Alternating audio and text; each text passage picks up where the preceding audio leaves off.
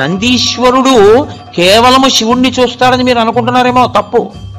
నందీశ్వరుని యందు ఒక ప్రత్యేక లక్షణం ఉంది. ఆయన విశేషానుగ్రహాన్ని మీకు ఇస్తాడు. ఏమిటో తెలుసా? మీకు ఏదో పట్టి పీడిస్తోంది, దోషం తెలియట్లేదు. ఎందువల్ల ఇలా అవుతోందండి అంటే, ఏ పర్వాలేదు అవుతుంది కానండి, ఏం పర్వాలేదండి అంటుంటారు. దోషం పట్టుకోలేరు. అది ఎందుకు వస్తుందో తెలుసా?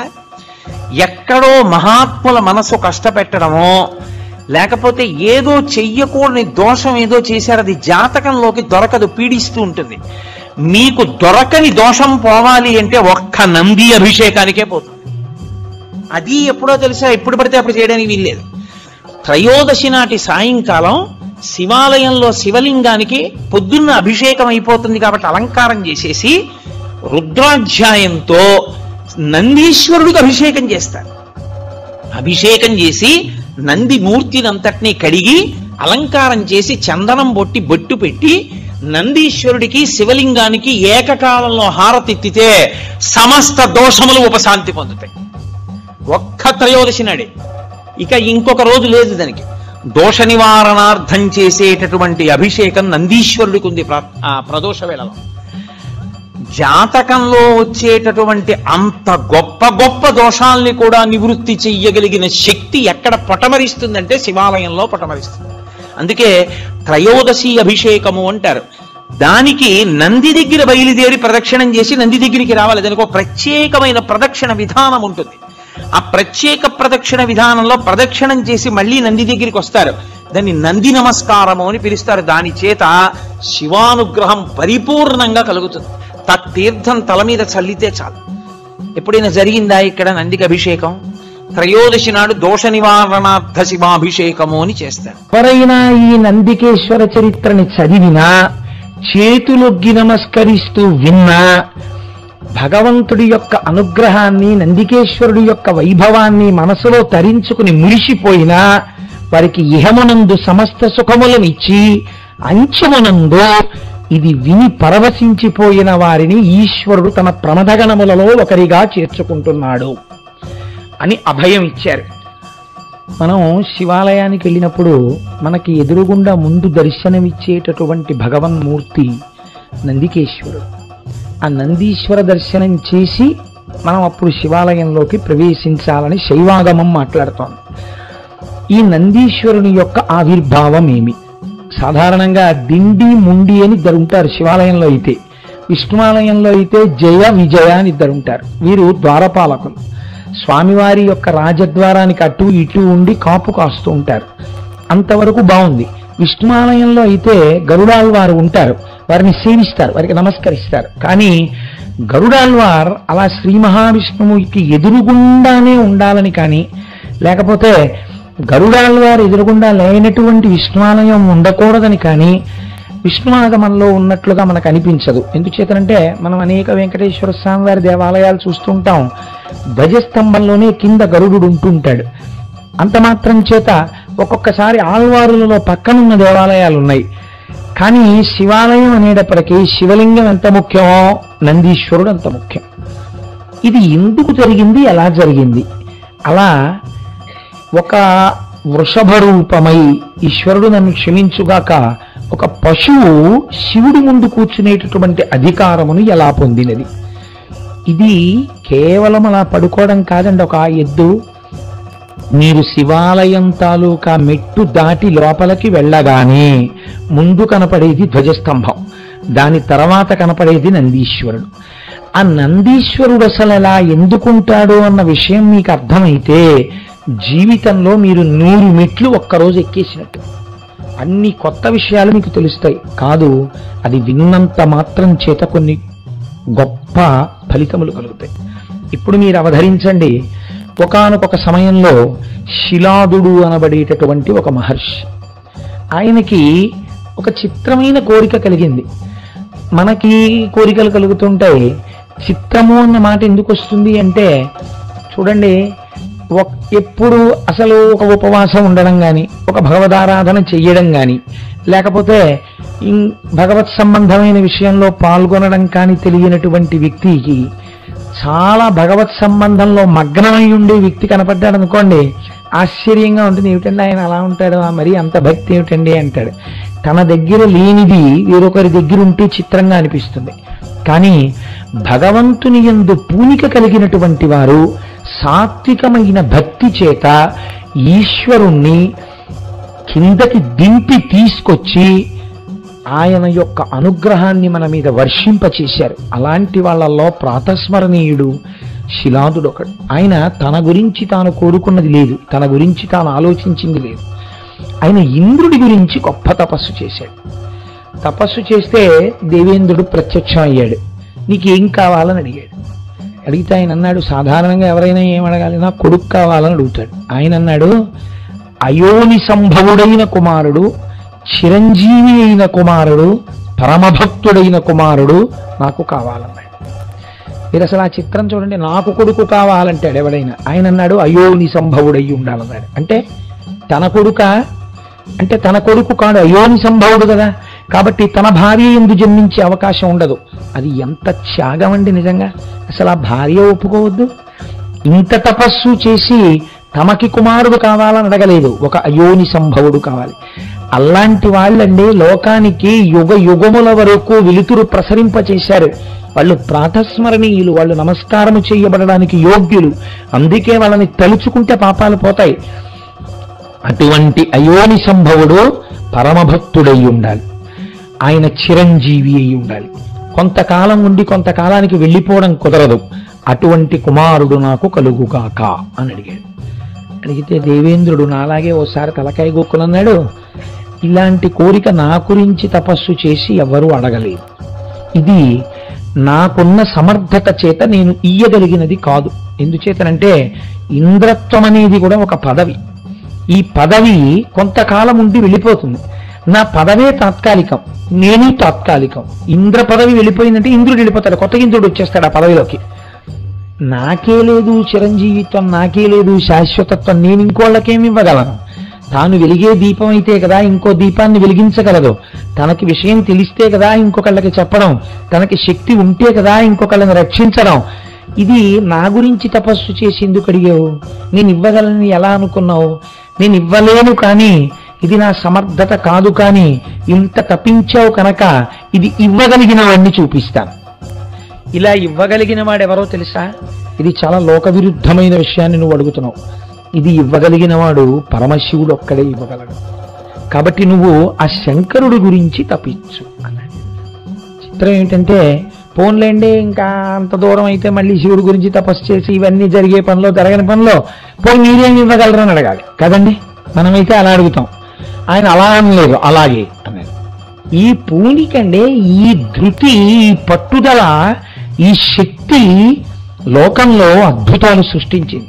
నాకు తరచూ అనిపిస్తుంటుంది, మన పౌరాణిక వాంగ్మయం ఇవాళ ఏ స్థాయికి వెళ్ళిపోయిందంటే, పురాణంలో నుంచి ఏదైనా ఒక కథ వినడము అంటే ఏ పని పాడు లేనివాడు, జీవితంలో ఇంకా కేవలము మృత్యువు కొరకు ఎదురు చూడడం తప్ప వేరొక వ్యాపకం లేనివాడు, వాడి కొరకు మాత్రమే నిర్దేశింపబడినది అనేటటువంటి ఒక తప్పు అపోహ ఇవాళ కలి ప్రభావం చేత మన యందు కలిగింది. నిజానికి మీరు ఇది ఎవరు వినాలి? నేనైతే అనుకుంటాను, ఈ విషయాన్ని నాకు మనస్ఫూర్తిగా చెప్పుకోవాలంటే ఎవరికి చెప్పాలనిపిస్తుందో తెలుసా అండి? కాలేజ్ గోయింగ్ చిల్డ్రన్ అందరినీ కూర్చోపెట్టి పట్టుదల అన్నది ఎన్ని అద్భుతాలని ఆవిష్కరించింది ఈ దేశంలో. కొన్ని కోట్ల మంది వానరులు కింద ఉండిపోతే శపథమన్వేష్టుంచరణ చరితే పథి, నేను వెడతానని సంకల్పించారు హనుమ. ఈ ఏషా, అందుకే అంత మాట వేసేశారంతే మహర్షి. అసలు సంకల్పించాడు రా, వీళ్ళందరూ కింద కూర్చున్నారు వెళ్ళలేమని, వెడతానన్నాడు. అదే గొప్ప. ఎవడు అసలు లోకమునంతా ఏ పోకల్లో పోతోందో ఆ పోకల్లో పోకుండా నేను ఒక కొత్త విషయాన్ని సాధిద్దామని బయలుదేరిన మొనగాడున్నాడే, వాడి వల్ల లోకానికి అద్భుతాలు జరుగుతాయి. తను నిద్రపోవాలన్న విషయం, తన అన్నం తినాలన్న విషయం, తను కాఫీ తాగాలన్న విషయం మర్చిపోయారు అబ్దుల్ కలాం గారు. ప్రొఫెసర్ పిలిచి నువ్వు 7 రోజులలో ఈ ప్రాజెక్ట్ ఇవ్వాలి అంటే ఆయన మర్చిపోయారు. మర్చిపోతే అటెండెంట్ ఆయనకి జ్ఞాపకం చేశాడు, మీరు కాఫీ తాగలేదు, మీరు అన్నం తినలేదు అని. ఈ పట్టుదల ఇవాళ భారతదేశ రక్షణ సామర్థ్యమునందు కొత్త కొత్త ఉపగ్రహ సృష్టికర్త అయి వీరు వారు అని లేకుండా అందరి చేత గౌరవింపబడగలిగినటువంటి ఒక మహోన్నత సంస్కారిని తీర్చిదిద్దింది రాష్ట్రపతిగా. అందుకే చూడండి, ఈ సంకల్ప బలం పిల్లల్లో చేర్చాలనో ఏమిటో ఆయన తాపత్రయం. ఎక్కడికొచ్చినా ఆయన పిల్లలతో మాట్లాడడానికి ఇష్టపడతారు. నాకు తెలిసి సర్వేపల్లి రాధాకృష్ణన్ గారి తర్వాత అంతలా పిల్లలకి చేరుకై మాట్లాడడానికి ఇష్టపడేటటువంటి గురుస్వరూపం అబ్దుల్ కలాం గారు. మహనీయుడే, వారిని స్మరించడమే సంతోషం. కాబట్టి చూడండి, శిలాదుని యొక్క పూనిక చూడండి, ఇది కొత్త కోణం తొలగాలి. ఇది కదండి, ఇంతమంది దేవతలు, ఇంతమంది దానవులు క్షీరసాగర మథనం చేశారు, హాలాహలం వస్తే పారిపోయారు. మరి శిలాదుడు ఒక్కడు, హనుమ ఒక్కరు, వీళ్ళు చరిత్ర సృష్టించారు. ఎందుకు సృష్టించారు అంటే వాళ్ళ సంకల్ప బలాలు అటువంటివి. నేను ఇవ్వలేని శివుణ్ణి అడిగన్నాడు. ఇంద్రులని సృష్టించగలిగిన వాడు నాకు లొంగుతాడా, నాకు కనపడతాడా అని బెంగ పెట్టుకోలేదుట. తపస్సు చేశాడు. ఎక్కడ కూర్చుని చేశాడో తెలుసా అండి తపస్సు? వజ్రముల వంటి పళ్ళు కలిగినటువంటి పురుగులు ఎక్కువగా ఉండే ప్రాంతంలో కూర్చుని తపస్సు మొదలెట్టాడు. అంటే మనస్సు అంతర్ముఖం అవ్వదు. ఎందుకు అవ్వదు? వాటికి ఒక లక్షణం ఉంటుంది. నిశ్శబ్దంగా కూర్చుంటే చుట్టూ చేరి తమ వజ్రముల వంటి దంతములతో కొరుక్కు తినేస్తాయి శరీరాన్ని. కాబట్టి కూర్చోగానే దోమలు ఎక్కువగా ఉంటేనే సంధ్యావందనం కుదరదు. అలాంటి పురుగుల మధ్యలో కూర్చుని ఇంకా ధ్యానం ఏమిటండి, తపస్సు ఏమిటి? కానీ ఆయన సంకల్ప బలం చూడండి, తనకి తాను పరీక్ష పెట్టుకున్నాడు. అక్కడ కూర్చుని తపస్సు మొదలెడితే కొద్ది కాలం అయ్యేటప్పటికీ శిలాదుడు అనబడేటటువంటి రూపం అక్కడ లేదు, అస్థిపంజరం ఒకటే ఉందంతే. అంటే మిగిలినటువంటివన్నిటినీ తినేసాయి పురుగులు. ఎముకలు తప్ప అన్నీ తినేస్తే మహానుభావుడు పళనిలో ఉన్నటువంటి సుబ్రహ్మణ్యేశ్వర స్వామి వారి తొడ కింద గోరు పెట్టి గీరేవారట. గీరితే చిన్న ముద్దలా వచ్చేది. ఆ ముద్ద రాస్తే కుష్ఠరోగం పోయేది. మొన్న నాకెవరు మన వేలుగురి స్వామి చెప్తున్నారు, అదే మందు. దక్షిణ భారతదేశంలో ఒకప్పుడు కుష్ఠరోగం వస్తే పళని సుబ్రహ్మణ్యేశ్వర స్వామి వారి దగ్గరికి వెళ్ళడం, తొడ కింద గీరి మందు తెచ్చుకోవడం. అలా గీరగా ఆయన తొడంతా చెక్కుకుపోయింది కొన్నాళ్ళకి. ఇప్పుడు అభిషేకం కూడా ఆయనకి ఉదయాస్తమాన సేవ అయింది, ఎందుకంటే తొడంతా గీసుకుపోయింది. మహానుభావుడండి. అలా గీరితే శిలా విగ్రహం అయితే అందులోంచి అంతంత ముద్దలు ఎలా వచ్చాయి? ఎన్ని వేల మందికి కుష్ఠవ్యాధి నయమైందో పళని సుబ్రహ్మణ్యేశ్వర స్వామి వారి తొడలోంచి వచ్చిన ముద్దలతోటి. కనుక ఆయన శరీరం అంతా తినేస్తే అస్థిపంజరం ఒకటే ఉంది. ఇప్పుడు మీరు అనకూడదు కాబట్టి అనరు, కానీ చర్మమే తినేస్తే కన్నుల వంటి మెత్తటి వాటిని వదిలిపెడతాయండి. కాబట్టి అవి కూడా తినేస్తే ఏమున్నాయి? ఏమి లేవు. ఎముకలు ఒక్కటే ఉన్నాయి, అస్థిపంజరం ఒకటే ఉంది. అస్థిపంజరం ఉంటే ఎలా బతికాడండి అని మీరు నన్ను అడగచ్చు. నేను అస్తమానం చెప్తుంటాను, ఒక్కొక్క యుగమునందు ఒక్కొక్క లక్షణం ఉంది. అస్థిగత ప్రాణులు, ఎముకలుంటే బతుకుతారు వాళ్ళు. కాబట్టి ఇప్పుడు ఆయన అంతర్ముఖుడై చైతన్యవంతుడై ఉన్నాడు. ఇటువంటి తపస్సు బహుశా నేను చదివినటువంటి పురాణ వాంగ్మయంలో చాలా అరుదు. నేను ఇది చదివినప్పుడు మొట్టమొదటిసారి కాసేపు కుర్చీలో వెనక్కి పడిపోయానంటే కాదు, అలా ఉండిపోయాను. అసలు ఆ పద్యం చదువుకున్నప్పుడు నేను చాలా పద్యాలు తగ్గించేస్తున్నాను. అంటే ప్రధానమైన అంశం అందించడం ప్రధానం, అవతల పూర్తి చేసేయవలసిన రోజు దగ్గరికి తరువుకు వచ్చేస్తోందని. అంటే శివమహాపురాణం అంటే మహాసముద్రం, ఏదో కొంత అందించామన్న తృప్తి. కనుక చిత్రం ఏమిటో తెలుసా అండి? శంకరుడు ప్రమదగణములతో పార్వతీ సహితుడై సుబ్రహ్మణ్య గణపతులతో కలిసి అక్కడ సాకారముగా ప్రత్యక్షమయ్యారు. అంటే ఏకకాలమునందు కొన్ని కోట్ల సూర్యుడు అక్కడ ప్రకాశించారు. ఈయనకి బహిర్ముఖుడు కాలేదు. సాధారణంగా భగవంతుడు ప్రత్యక్షమైతే తపస్సు చేసేవాళ్ళు బహిర్ముఖులు అవుతారు, ఈయన అవలేదు. అవకపోతే నీళ్లు జల్లితే బహిర్ముఖుడవడానికి స్పర్శేంద్రియమైన చర్మం లేదు. అయితే జటాజూటంలోంచి నీళ్లు జల్లచ్చు. ఇప్పుడు బయటికి తేవడానికి శంకరుడు ఏం చేశాడో తెలుసా అండి? అసలు సృష్టిలో ఇలాంటిది జరగలేదు. తన కుడికాలు పైకెత్తి కుడికాలి బొటన వేలుతో ఆయన యొక్క మూడవ కన్ను అనగా జ్ఞాననేత్రం ఉండేటటువంటి ఆజ్ఞాచక్రము దగ్గర పెట్టి ఆపెట్టలాగా అప్పుడైన బహిర్ముఖుడయ్యాడు. అసలు నిజంగా ఇలాంటి స్థితి పొందిన మహాపురుషుడు ఉంటాడండి.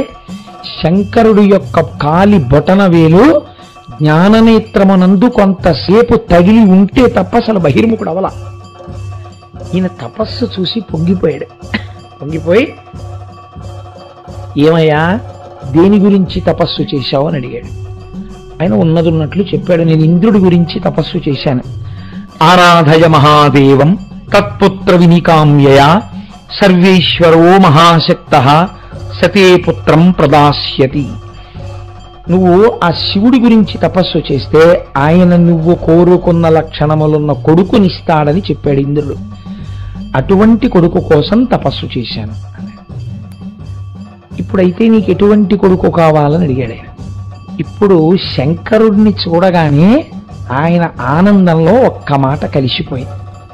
ఏంటది? నీలాంటి కొడుకు, అయోనిజుడు, పరమభక్తుడు నాకు కొడుకుగా కావాలి. ఈ మాట అనేటప్పటికీ శంకరుడు నవ్వాడు. నవ్వి, నాలాంటి కొడుకు వేరొకడు లేడు, నేనే నీకు కొడుకుగా రావాలి. లొంగిపోయాను నీ భక్తికి, కనుక నేనే వస్తాను నీకు కొడుకుగా. అంటే ఇప్పుడు ఏ స్థితికి తీసుకొచ్చాడంటే పరమాత్మని తన తపస్సుతో, శంకరుణ్ణి జన్మలేని వాణ్ణి. నన్ను ఎవరో అడిగారు ఇవాళ, మా డాక్టర్ గారిలో ఉన్న ఆఫీసులో అడిగారు, శివుడికి బాల్య క్రీడలు ఉండవా అండి అని. పార్వతీ కళ్యాణం విందురుగాని డాక్టర్ గారు, అందులో మీకు తెలుస్తుంది శివుడికి అసలు జననం ఉందో లేదో, తల్లిదండ్రులు ఉన్నారో లేదో, ఎంత చిత్రమైన ఘట్టాలు నడిచాయో ఆ పార్వతీ కళ్యాణంలో. పార్వతీ కళ్యాణం లాంటి ఆఖ్యానం బహుశా ఎక్కడ లేదండి సృష్టిలో. ఎక్కడ విందురుగాని వచ్చేస్తుందో వారం రోజుల్లో. కనుక ఇప్పుడు అటువంటి కొడుకంటే నేనే నీకు కుమారుడిగా వస్తాను, కనుక చాలా సంతోషం, నువ్వు తపస్సుని విరమించు. ఇంకొక వరం ఏమీ ఆయన అడగలేదండి, ఇదొక్కటి అడిగి లేచి వెళ్ళిపోయాడంతే. తన గురించి ఏమి లేదు. మరి ఇది ఎందుకు అడిగినట్టు? చాలు, ఇలాంటి వాడొకడు ఇంకొక కొత్త స్వరూపం వస్తోంది, ఇది లోకాలను ధరిస్తుంది. నేను పుట్టినందుకో, నాకొక శరీరం ఉన్నందుకో, ఈ శరీరాన్ని ఈశ్వరార్పణముగా ఉపయోగించి నేను ఒక బృహత్ కార్యాన్ని లోకం కోసం చేశాను. వీరిని మహాత్ములు అని పిలిచింది లోకం.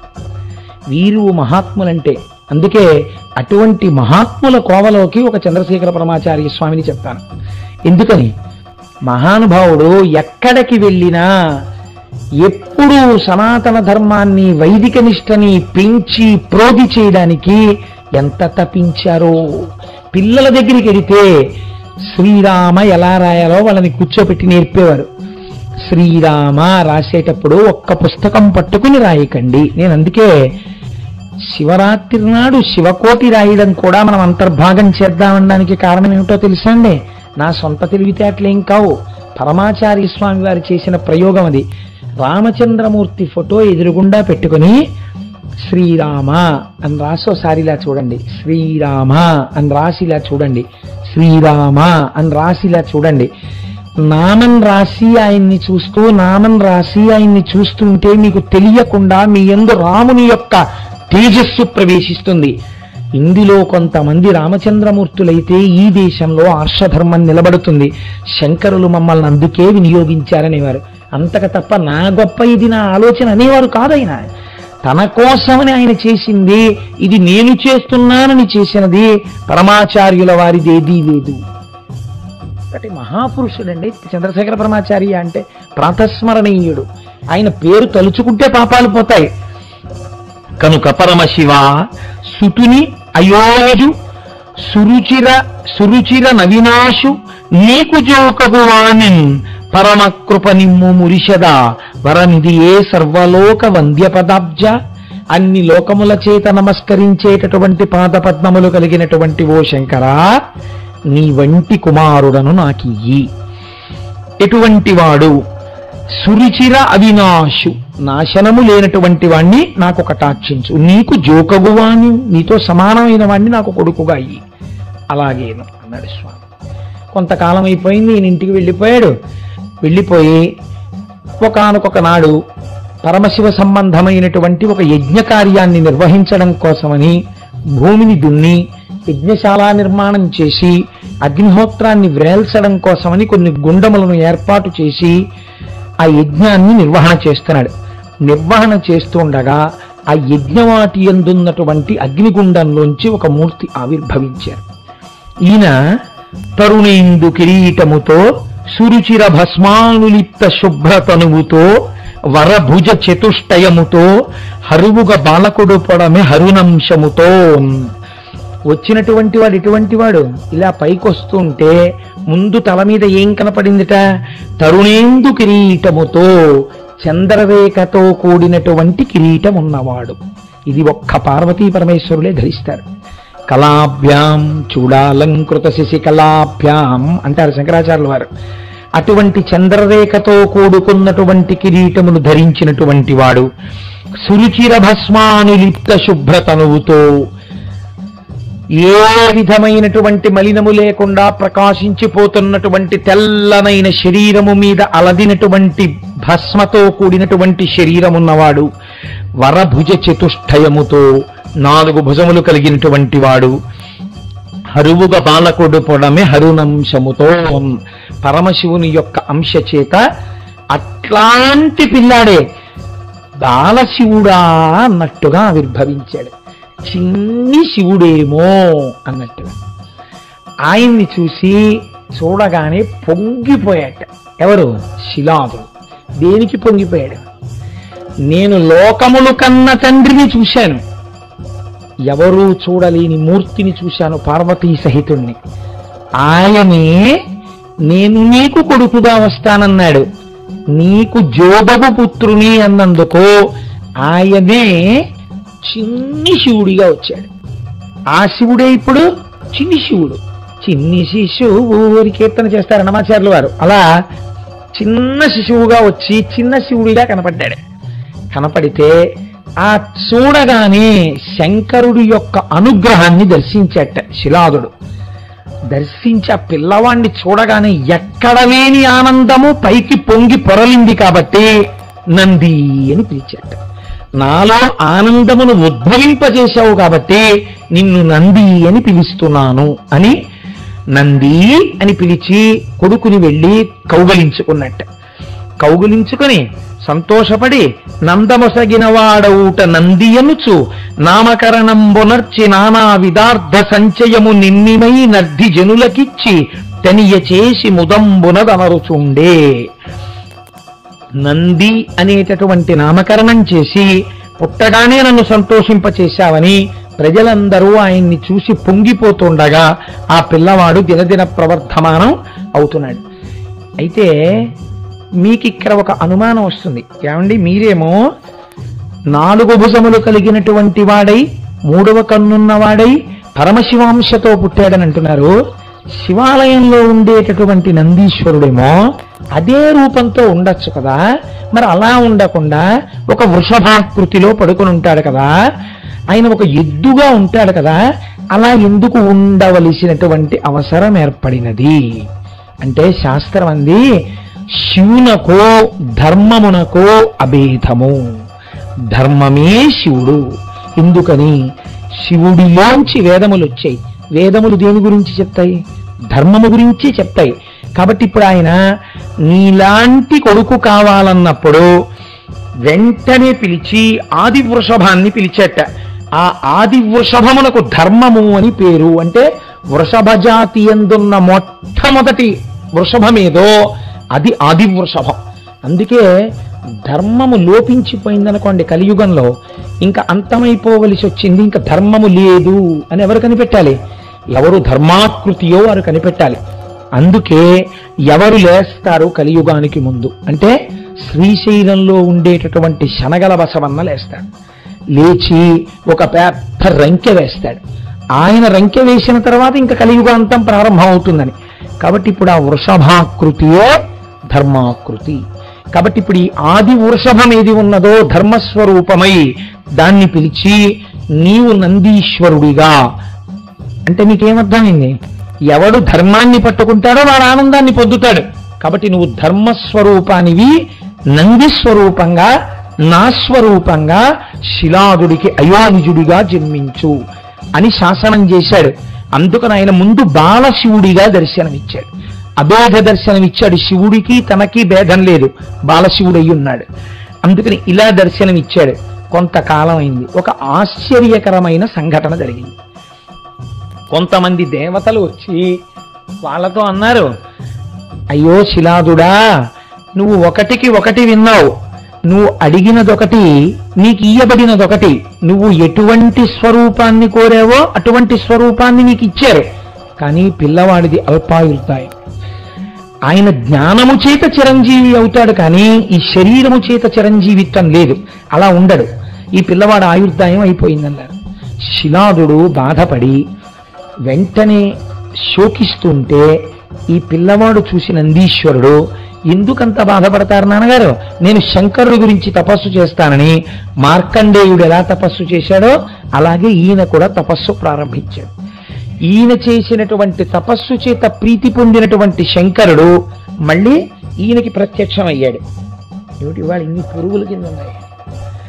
ఈయనకి ప్రత్యక్షమై ఆయన అన్నాడు, ఇట్లు, అయ్యయ్యో పిల్లవాడా, నువ్వు ఎంత భక్తితో తపస్సు చేశావురా, నేనే పరీక్ష పెడదామని నీ ఇంటికి వాళ్ళని పంపాను తప్ప నీవు చిరంజీవివే. మీ నాన్న అడిగినప్పుడే చిరంజీవి అయిన కుమారుడు కావాలన్నాడు.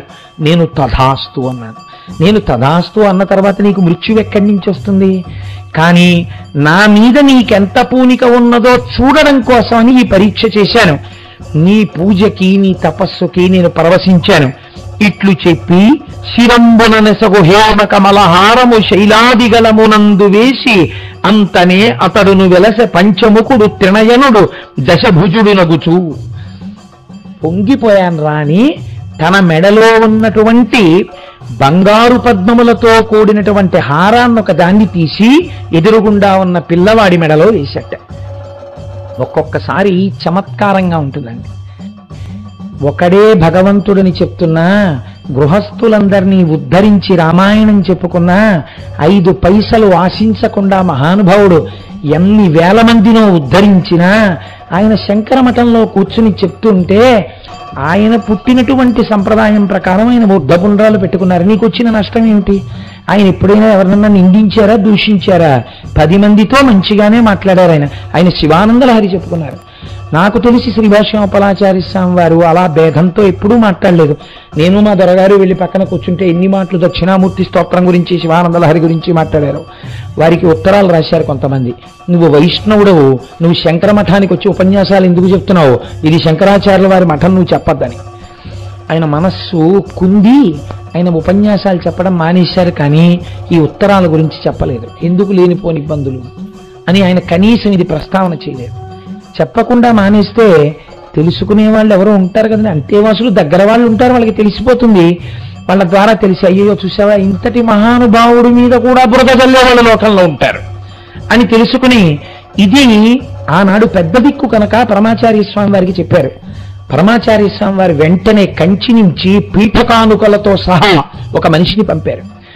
మీరు వైదిక ధర్మ ప్రచారం చేస్తున్నారు, మీరు వైష్ణవుడైనంత మాత్రం చేత శంకర మఠంలోకి రాకూడదని ఎవరన్నారు? శంకరులు విష్ణు సహస్రానికి భాష్యం ఇచ్చారు. మీరు వచ్చి శంకర మఠంలో కూర్చొని ప్రసంగాలు చేయవలసినదిగా కంచి పీఠాధిపతిగా నేను ఆహ్వానిస్తున్నాను అని వారిని ఆహ్వానించి పీఠకానుకలు పంపారు. అప్పలాచార్య స్వామి వారు మళ్ళీ వచ్చి కూర్చుని ప్రసంగాలు చేశారు. అవి పెద్ద మనస్సులంటే. అందుకని వారు ప్రాతస్మరణీయులయ్యారు. అందుకని తెల్లవారి లేస్తే నడిచే దేవుడిని నమస్కరిస్తాం, నడిచే దేవుడిని స్మరిస్తాం. అంతటి మహాపురుషుడు పరమాచార్య స్వామి అంటే. కనుక చూడండి, నేను ఈ విషయాన్ని మీతో ఎందుకు ప్రస్తావన చేయవలసి వచ్చింది అంటే, ఇది నీకు కేవలం పరీక్ష. ఈ పరీక్ష యందు నువ్వు నెగ్గావు కాబట్టి ఒక సన్మానములో పరమాచార్య స్వామి వారు పంపించినటువంటి కామాక్షి మూర్తికి ఎంత పరవశించిపోతామో అలా శంకరుడు తన మెడలో ఉన్న మాల తీసి ఆ పిల్లవాడి మెడలో వేశాట. ఈ మాల ఆయన మెడలో వెయ్యగానే ఏమి జరిగింది అంటే, ఆయనకి కూడా 3వ కన్ను వచ్చింది. ఆయనకి కూడా సజ్జోజాత అఘోర తత్పురుష వామదేవ ఈశానవలని శివుడికి ఎలా 5 ముఖాలు ఉంటాయో 5 ముఖాలు వచ్చాయి. ఆయనకు కూడా 10 భుజములు వచ్చాయి. వచ్చి శివుడితో సమానంగా అలరారుతూ ఎదురుగుండా నిలబడ్డాడు. పార్వతీ పరమేశ్వరుల యొక్క అనురాగం అంటే ఎలా ఉంటుందో చూడండి. పొంగిపోతూ పార్వతీదేవి వంక చూశాట ఇలా తిరిగి. అమ్మవారు పుత్ర ప్రేమతో పరవశించిపోతూ ఆ నందీశ్వరుణ్ణి అక్కున చేర్చుకుందిట కొడుగ్గా. కడుపున పుట్టినవాడు అవ్వాలండి. విశాల హృదయం ఉన్నటువంటి వాడు అంత ప్రేమగా ప్రవర్తిస్తాడు.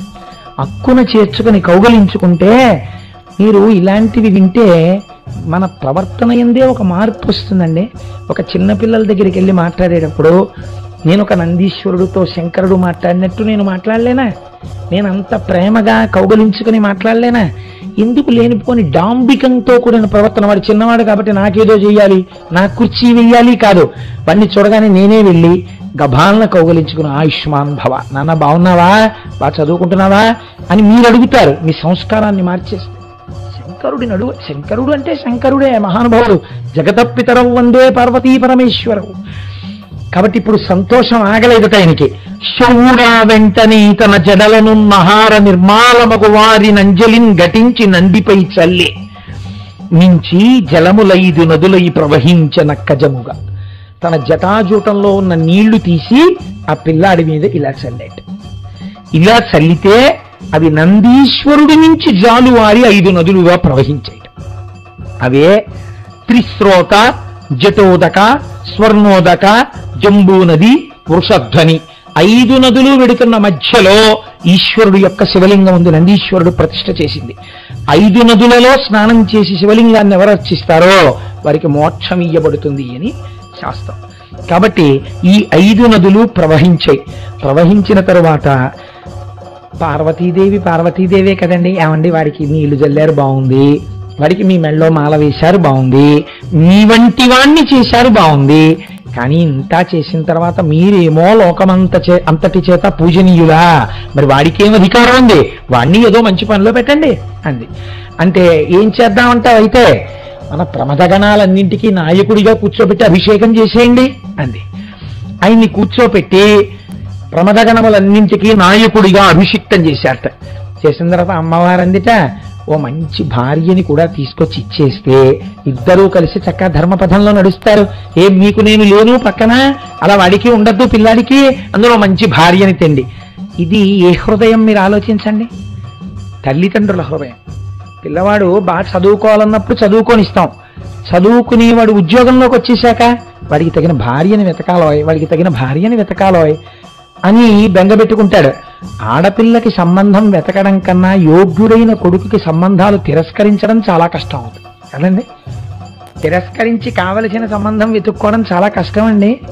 ఎందుకని తండ్రి రాజీ పడలేడు. తండ్రి కొడుక్కి తగిన కన్యనే ఇవ్వాలని కోరుకుంటాడు. అందుకే తండ్రి ఎంచి వివాహం చెయ్యాలి తప్ప తాను ఎంచుకుని వ్యాలంటైన్స్ డే చేసుకోవడం ఈ జాతి సంప్రదాయం కాదు కదా. అది తల్లిదండ్రులను అవమానించుటయే. వాళ్ళకి తెలియదా ఎవరినిచ్చి పెళ్లి చేయాలో? ఏమో, నిశ్చితార్థం అయిపోయిన తర్వాత కానుక పంపిస్తే పెద్ద దోషం లేదు కనుక తప్ప అంతకన్నా పరిధిని అతిక్రమించడాన్ని నేను సమర్థించలేను. కనుక ఏమైంది అంటే, ఇప్పుడు తగిన యోగ్యురాలైన కాంతని కూడా చూద్దామంది అమ్మవారు. పార్వతీ పరమేశ్వరులు నందీశ్వరుడికి భార్యలు వెతికారండి. ఎంత చిత్రం అండి లోకంలో. వెతికి ఆయనకి తగినటువంటి భార్య మరుత్తుల యొక్క కుమార్తె సుయశ, ఆవిడ పేరు. యశ అంటే కీర్తి, సుయశ మంచి కీర్తి. దేనివల్ల వస్తుంది కీర్తి? నడువడి వలన. నడువడి తెలుసున్న పిల్ల కాబట్టి ఇప్పుడు భర్తను ఎలా అనుగమిస్తుంది? నీడలా అనుగమిస్తుంది. తల్లిదండ్రులు ఇచ్చిన సంబంధాలు అలా ఉంటాయి. కాబట్టి ఇప్పుడు ఏమైంది? మంచి కన్యని తెచ్చి సుయశ అనబడేటటువంటి మరుత్తుల కుమార్తెనిచ్చి నందికేశ్వరుడికి వివాహం చేశారు. పీటల మీద ఎవరు కూర్చోవాలి నందీశ్వరుడి తరపున? పార్వతీ పరమేశ్వరులు కూర్చున్నారు. ఏమి భాగ్యం పొందాడండి నందీశ్వరుడు. ఇప్పుడు మీరు నిజంగా ఓ శివాలయంలోకి శివుణ్ణి చూడడానికి వెళ్ళగలరా? నందీశ్వరుణ్ణి చూడగానే కాసేపు నిలబడి చెక్కున చెయ్యి చేర్చి అలా ఏమి భాగ్యం పొందినవాడివయ్యా అని మీరు కాసేపు నందీశ్వరుణ్ణి చూస్తారా? నందీశ్వరుణ్ణే చూడాలి కదండి. ఆయన పొందినంత భాగ్యం ఎవరు పొందారు? ఇన్ని భాగ్యాలకు ఎవరు కారణం? శిలాదుడి తపస్సు, ఆయనది తపస్సు అంతా. కాబట్టి ఇప్పుడు ఒక మాట అన్నాడు ఆయన, ఏమయ్యా నువ్వింత వైభవాన్ని అనుభవించావు, తనకని వైభవం ఏం అడగలేదే మీ తండ్రి? నిన్నడిగాడంతే, కానీ నీ వల్ల మరి మీ తండ్రి తరించద్దు. ఆయన తరించిపోవడానికి నీ తండ్రిని ఎటువంటి స్థితి ఇస్తున్నానో తెలుసా? నీదు తండ్రియు తాతయు నాదు గుణములందు ప్రాముఖ్యము చెందియుందురికను నేనెచట నుండు నీవందు నిలువు నీవు ఎచట నివసించిన నేనందు నెగడియుందు.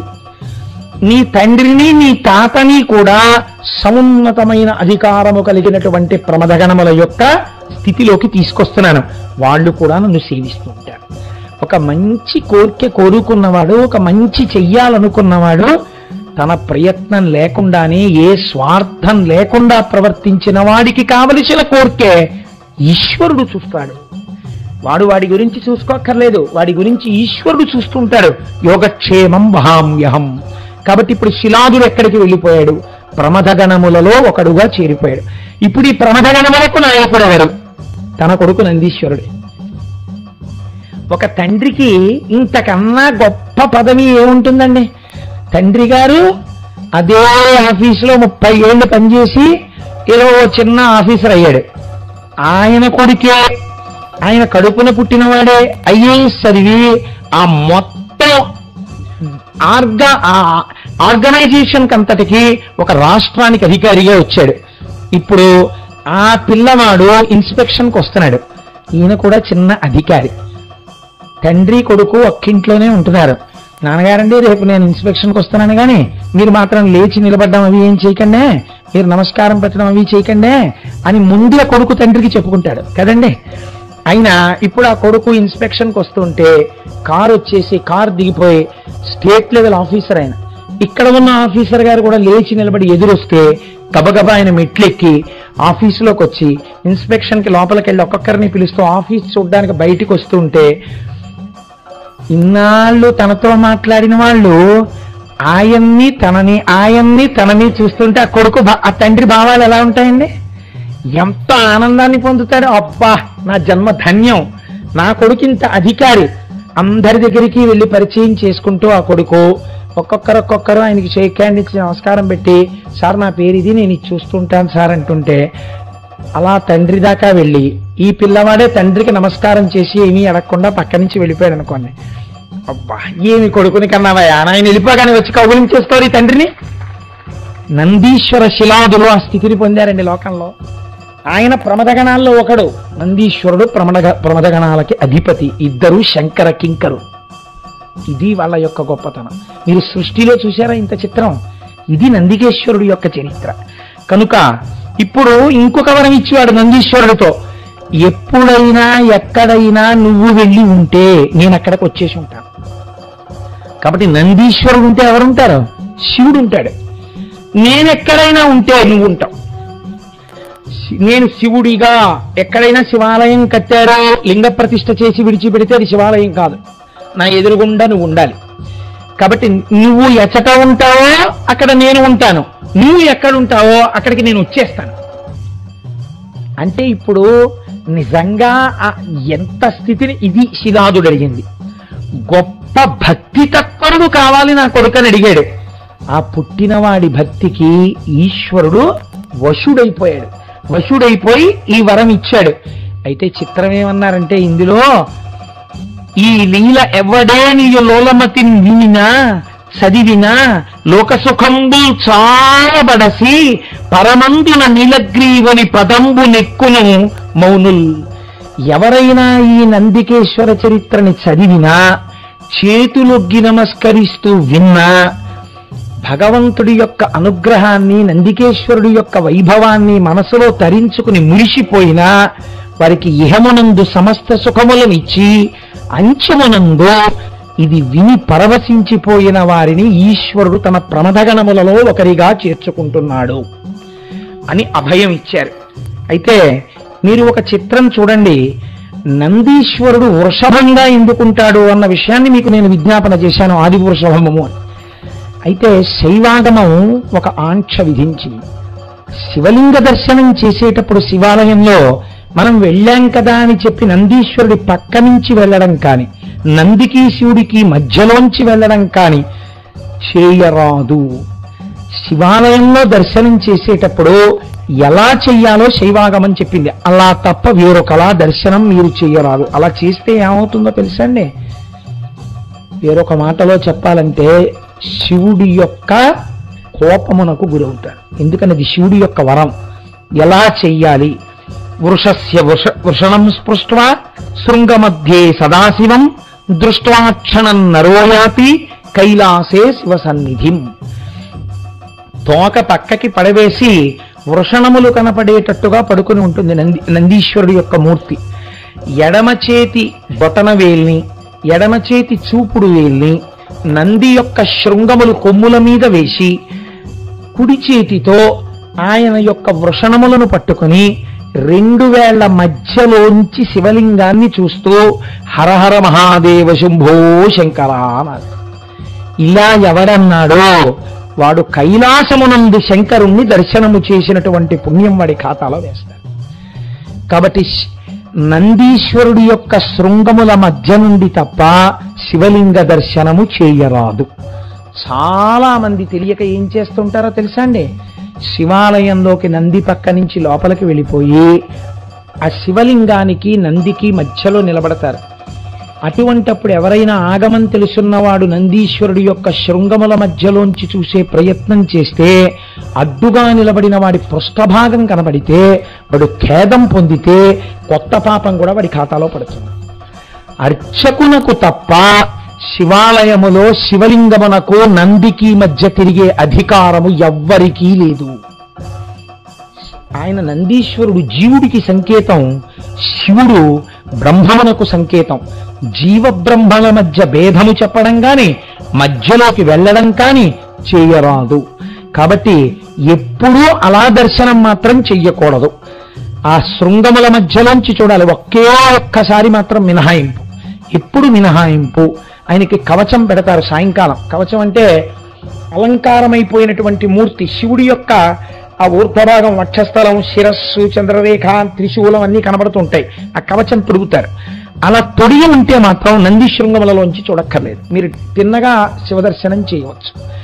శివదర్శనం ఇంకా అలా పెట్టిలేదు అంటే మీరు నందీశ్వరుడి యొక్క శృంగముల మధ్య నుంచే చూడాలి. అలా చూడడమే అంత అవసరమైతే అరటిపండు ముక్కలు పట్టుకెళ్ళి శివుడి ఆ నందీశ్వరుడి మూతికి రాసేయడం, కార్తీక దీపాలు పేరు చెప్పి నందీశ్వరుడి తోక కింద పెట్టేయడం, ఇవి ఎంత పాపభూయిష్టమైన పనులో మీరు ఆలోచించండి ఒక్కసారి. మనం చేసేటటువంటి పనులు పుణ్యం పేరుతో హద్దులేని పాపాలు చేస్తుంటాం. అలా చెయ్యకూడదు. మీరు ఇంకొకటి, ఎప్పుడైనా శివాలయం లోపలికి వెళ్ళి పూజ చేసుకోవాలనుకుంటే, మీరు శివాలయంలో ఏదైనా పూజకి ఇస్తున్నారనుకోండి, లోపలికి తిన్నగా వెళ్ళరాదు. శైవాగమం ఆంక్ష పెట్టింది. మీరు నందీశ్వరుడి శృంగములలోంచి శివలింగ దర్శనం చేసిన తరువాత ఆగి నందీశ్వరుడికి నమస్కరించి ఒక మాట చెప్పాలి. నందీశ్వర నమస్తుభ్యం సాంబానంద ప్రదాయక మహాదేవస్య సేవార్థం అనుజ్ఞాం దాతుమర్హసి అని అడగాలి. అయ్యా ఎవరు నువ్వు? నందీశ్వర నమస్తుభ్యం, ఓ నందీశ్వరుడా నీకు నమస్కారం. సాంబానంద ప్రదాయక, స అంబ, అంబతో కూడినటువంటి శంకరుడి వలన మాయందు ప్రవర్తించవలసినటువంటి ఆనందమునకు కారణభూతుడైనటువంటి వాడివి. మహాదేవస్య సేవార్థం, నేను మహాదేవుని యొక్క సేవ చేసుకోవాలని లోపలికి వెళ్ళాలనుకుంటున్నాను. అలా నేను సేవ చేసుకోవడానికి అనుజ్ఞాం దాతుమర్హసి, నాకు నీవు అనుజ్ఞను ఇయ్యవలసినది అని చెప్పి మీరు లోపలికెళ్ళి పూజ చేసుకోవాలంటే గోత్రనామాలతో ఇవ్వాలి తప్ప మీరు నందీశ్వరుని యొక్క అనుమతి లేకుండా శివాలయంలో పూజ చేయరాదు. ఈ నందీశ్వరుడు మీరు చూడండి, 4 పాదములతో చక్కగా అలా పడుకుని ఉంటాడు. ఆవిడ సభలో ఉన్నారో లేరో కానీ చాలా సంతోషం శర్మ గారు. శివుడు గురించి చెప్పేటప్పటికీ సుబ్రహ్మణ్యుడు వస్తుంటే అలా ఉంది. మనం ఈ సభలో ఉన్నారో లేరో నాకు తెలియదు అసలు. లేకపోతే ఆవిడ ఒకసారి మైక్ దగ్గరికి పిలిచి పాడమన్నారు. రాజీ గారు ఉన్నారేంటి ఎక్కడైనా? లేపాక్షి బసవయ్య లీచిరావయ్య కైలాస శిఖరిలా కదలిరావయ్య అని ఆ బసవయ్య ధర్మమునకు మారు పేరు. ఆ లేపాక్షిలో ఉండేటటువంటి బసవయ్య అంత అందంగా ఉంటాడు. ఆయన 4 పాదములతో పడుకుని ఉంటాడు. ఆ 4 పాదములు ఏమిటో తెలుసా అండి? అది ధర్మము. ఆ ధర్మము మీదనే భగవంతుడైనటువంటి శివుడు అధిరోహించి ఉంటాడు. మీకు ధర్మమే సమస్తమును తీరుస్తుంది, ధర్మమే సమస్తమునకు ఆలవాలమవుతుంది. ఆ ధర్మమే నందీశ్వరుడి యొక్క 4 పాదములుగా ఉంటుంది. ఆ 4 పాదములు ఏమిటో తెలుసండి మీకు? కనపడేటటువంటి డెక్కలు అవే సత్యము, శౌచము, తపస్సు, దయ. మీరు ప్రతిరోజు నందీశ్వరుడి యొక్క వృషణాల్ని పట్టుకుని ఆయన శృంగముల మధ్యలోంచి చూడడం మీకు అలవాటైతే మీకు తెలియకుండా ఈ 4 గుణాల్లో కొన్ని గుణాలు మీ యందు ప్రసరిస్తాయి. కనుక ఏమవుతుంది అంటే ఈ 4 పాదముల చేత నందీశ్వరుడు ధర్మమే తానై ఉన్నాడు. నందీశ్వరుడు యొక్క శృంగములలోంచి శివదర్శనం చెయ్యాలి. అసలు నందీశ్వరుడి దగ్గరికి వెళ్ళి ప్రార్థన చెయ్యకుండా శివలింగం వంక దర్శనం చెయ్యకూడదు. నంది దగ్గరికి వెళ్ళి మొట్టమొదట ప్రార్థన చెయ్యాలి. ఏమని అంటే నందీశ్వర నమస్తుభ్యం సాంబానంద ప్రదాయక మహాదేవస్య సేవార్థం ఆజ్ఞాం దాతుమర్హసి అని అడగాలి. అనుజ్ఞాం దాతుమర్హసి. నందీశ్వర నమస్తుభ్యం. నమస్తుభ్యం అంటే 2 చేతులు కైమోడ్చి ఇలా శిరసు ఉంచి నమస్కరించాలి. నమస్కరించి ఓ నందీశ్వర నీకు నమస్కరిస్తున్నాను. ఎవరు నువ్వు? సాంబానంద ప్రదాయక. సా అంబ ఆనంద ప్రదాయక. అమ్మతో కలిసి ఉన్నటువంటి శివుని యొక్క దర్శనాన్ని నాకు అనుగ్రహించగలిగినటువంటి వాడివి. వాళ్ళ ఇద్దరి దర్శనము చేత నేను ఆనందమును పొందేటట్టుగా చెయ్యగలిగిన వాడివి నువ్వు. నీ అనుగ్రహం లేకపోతే ఆయన దర్శనం లేదు. కాబట్టి సాంబానంద ప్రదాయక మహాదేవస్య సేవార్థం. నేను మహాదేవుని యొక్క సేవ చెయ్యాలనుకుంటున్నాను, ఆయన ఎదురుగుండా నిలబడాలనుకుంటున్నాను, నమస్కరించాలనుకుంటున్నాను. కాబట్టి మహాదేవస్య సేవార్థం అనుజ్ఞాం దాతుమర్హసి. మీరు నాకు అనుజ్ఞ ఇవ్వండి, అనుమతి ఇవ్వండి. మీరు అనుమతిస్తే అప్పుడు నేను లోపలికి వెడతాను అని చెప్తారు. నందీశ్వరుడు కేవలం ఒక పరమశివుడు వచ్చేటటువంటి వాహనం ఒక్కటే కాదు, అసలు నందీశ్వరుని యొక్క అనుమతి లేకుండా శివాలయంలో శివదర్శనం చేశారనుకోండి, దాన్ని శంకరుడు అంగీకరించాడు. ఎందుచేత అంటే శివదర్శనాన్ని ఇవ్వడానికి మొట్టమొదట ఎవరు అనుగ్రహించాలి అంటే నందీశ్వరుడు అనుగ్రహించాలి.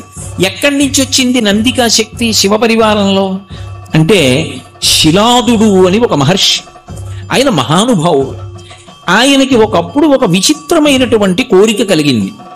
నాకు ఒక కుమారుడు కలగాలి, కానీ అందరు పిల్లలు పుట్టినట్టే భార్య యొక్క సహాయము వలన నా తేజస్సు నా భార్య యొక్క శోణితము కలిసి నా భార్య యందు పిండముగా రూపుదిద్దుకొని ఏదో కొన్ని నెలలు ఆమె గర్భము ధరించిన తరువాత బయటికి వచ్చేటటువంటి శిశువు కాదు, అయోనిజుడు కావాలి. స్త్రీ గర్భము నుండి బయటికి రానివాడయ్యి ఉండాలి, అయోనిజుడు కావాలి. 2, ఆ పిల్లవాడికి మరణం ఉండకూడదు, ఇక పిల్లవాడు శరీరం అన్నది విడిచిపెట్టకూడదు. 3, వాడు పరమశివుడితో సమానమైనటువంటి స్థాయిని పొంది ఉండాలి అనుగ్రహంలో. వాడు ఆజ్ఞాపించడంలో కాని అనుగ్రహించడంలో కాని రూపంలో కాని ముమ్మూర్తుల శంకరుడు ఎలా ఉంటాడో అలా ఉండాలి. నాకు అటువంటి కొడుకు కావాలి. అదేం సామాన్యమైన కోరిక. అటువంటి పిల్లవాడిని పొందాలనుకున్నాడు. దేవేంద్రుడి గురించి ఘోరమైనటువంటి తపస్సు చేశాడు. ఘోరమైన తపస్సు చేస్తే దేవేంద్రుడు ప్రత్యక్షమయ్యాడు. ఏం కావాలన్నాడు. ఇదిగో ఈ 3 లక్షణాలు చెప్పాడు, నాకు ఇటువంటి కుమారుణ్ణి కటాక్షించు అన్నాడు. ఒక్కొక్క మహానుభావుడికి ఒక్కొక్క సంకల్పం కలుగుతుంది. ఈ శపథమన్వేష్టం చారణ చరితే పథి అంటారు వాల్మీకి మహర్షి రామాయణంలో. ఈ సంకల్పం ఒక మనిషిలో వచ్చినటువంటి ఒక సంకల్పం, ఆ సంకల్పాన్ని గట్టిగా నిలబెట్టుకోగలిగిన వాడెవరో వాడు మహాత్ముడు అవుతాడు.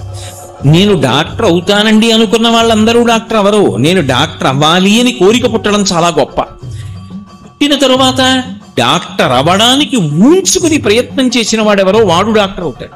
అసలు ముందు సంకల్పం పుట్టాలి కదా. అసలు ఆ సంకల్పం పుట్టడం అందరికీ ఎందుకు పుడుతుంది? అందరికీ పుట్టదు. కాబట్టి అటువంటి సంకల్పం పుట్టింది శిలాదుడికి, అందుకంత తపస్సు చేశాడు. దేవేంద్రుడు ప్రత్యక్షమై అన్నాడు, హరుడొకరుండు తక్క అన్యులెవ్వరును ఈ వరంబును ఇవ్వగ సాటిరారు. అరయమునీంద్ర శంకరుండనాదిలయుండు. భగవతోపకారి, అతని గూర్చి ఘోరముగ తపించు. ఓ శిలాదుడా, నువ్వు 3 లక్షణములు కలిగినటువంటి కుమారుడు కావాలి అని చెప్పి కోరుకుంటున్నావు. కానీ హరుడొకరుండు తప్ప అన్యులొసంగగజాలరీ వరము. పరమశివుడు వినా ఈ వరమును ఇవ్వగలిగినటువంటి వాడు లోకంలో లేడు. ఎందుకని? నువ్వు మర్త్యలోకంలో ఉన్నావు. శిలాదుడు ఉన్నది ఇప్పుడు మనం ఉన్న లోకంలోనే ఆయన ఉన్నాడు. ఒకప్పుడు నువ్వు మర్త్యలోకంలో ఉండి కొడుకు కావాలంటున్నావు. అప్పుడు ఈ భూమి మీద పుడతాడు కొడుకు. ఈ లోకంలో ఎవరైనా పుడితే దానికి ఒక లక్షణం ఉంది. అందుకే దీన్ని మర్త్యలోకము అంటారు. ఈ లోకంలోకి ఎవరైనా శరీరంతో వస్తే వాళ్ళు మళ్ళీ ఆ శరీరాన్ని విడిచిపెట్టేయారు. ఆ శరీరంతో ఊర్ధ్వలోకాలకి వెళ్ళడానికి అనుమతించరు. కాబట్టి నువ్వు శంకరుడితో సమానమైన రూపమున్న కొడుకు, మరణము లేని కొడుకు కావాలంటున్నావు. అది హరుడొకరుండు తప్ప అన్యులసంగగజాలరీ వరము వరయ మునీంద్ర. ఓ మునీంద్ర విను, అది మేము ఇవ్వలేము, అది మా అధికారంలోకి రాదు. అలా ఈ లోకంలో ఉండేటటువంటి ఆచారానికి భిన్నంగా పుట్టినప్పటికీ కూడా శరీరం విడిచిపెట్టకుండా శాశ్వతంగా ఉండిపోగలిగినటువంటి కుమారుడు, పరమశివుడితో తుల్యమైనటువంటి ఆకారమును, తేజస్సును, అనుగ్రహానుగ్రహ శక్తి, నిగ్రహానుగ్రహ శక్తిని కలిగినటువంటి వాడు, ఏ జనన మరణములు లేనటువంటి వాడు కలగడం సంభవం కాదు, మేము ఇవ్వలేము. అందుకని శంకరుండనాదిలయుండు పరాత్పరుండు. నువ్వు ఆయన గురించి ఎంత గొప్పగా తపస్సు చెయ్యాలి అంటే, మీర అరుసము మీర నియమమారసి తపించిన హరుని గూర్చి తపించినన్ అతడిచ్చు ఈ వరము పేరిమి నీకు మునీంద్ర తల్లజా. నువ్వు పరమశివుడి గురించి కానీ ఇటువంటి తపస్సు చేశావా? నీ అదృష్టం పరమశివుడు ప్రత్యక్షం అయ్యాడా? ఆయన ఇవ్వగలడు ఈ వరాన్ని. ఎందుకంటే ఆయన ఇది ఇక్కడ ఇవ్వచ్చా, ఇవ్వకూడదా? ఆయన ఈశ్వర శబ్దంతో ఉన్నవాడు. ఆయన ఇవ్వగలిగినది, ఇవ్వలేనిది అన్నది ఆయనకి లేదు. ఆయన ఇవ్వగలడు. అందుకని ఆయన గురించి తపస్సు చేయి.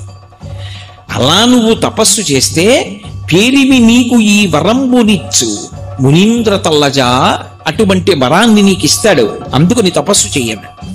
మళ్ళీ పరమశివుడి గురించి తపస్సు మొదలుపెట్టాడు. చాలా కాలం ఘోరమైన తపస్సు చేశాడు. చేస్తే శంకరుడు ప్రత్యక్షం అయ్యాడు.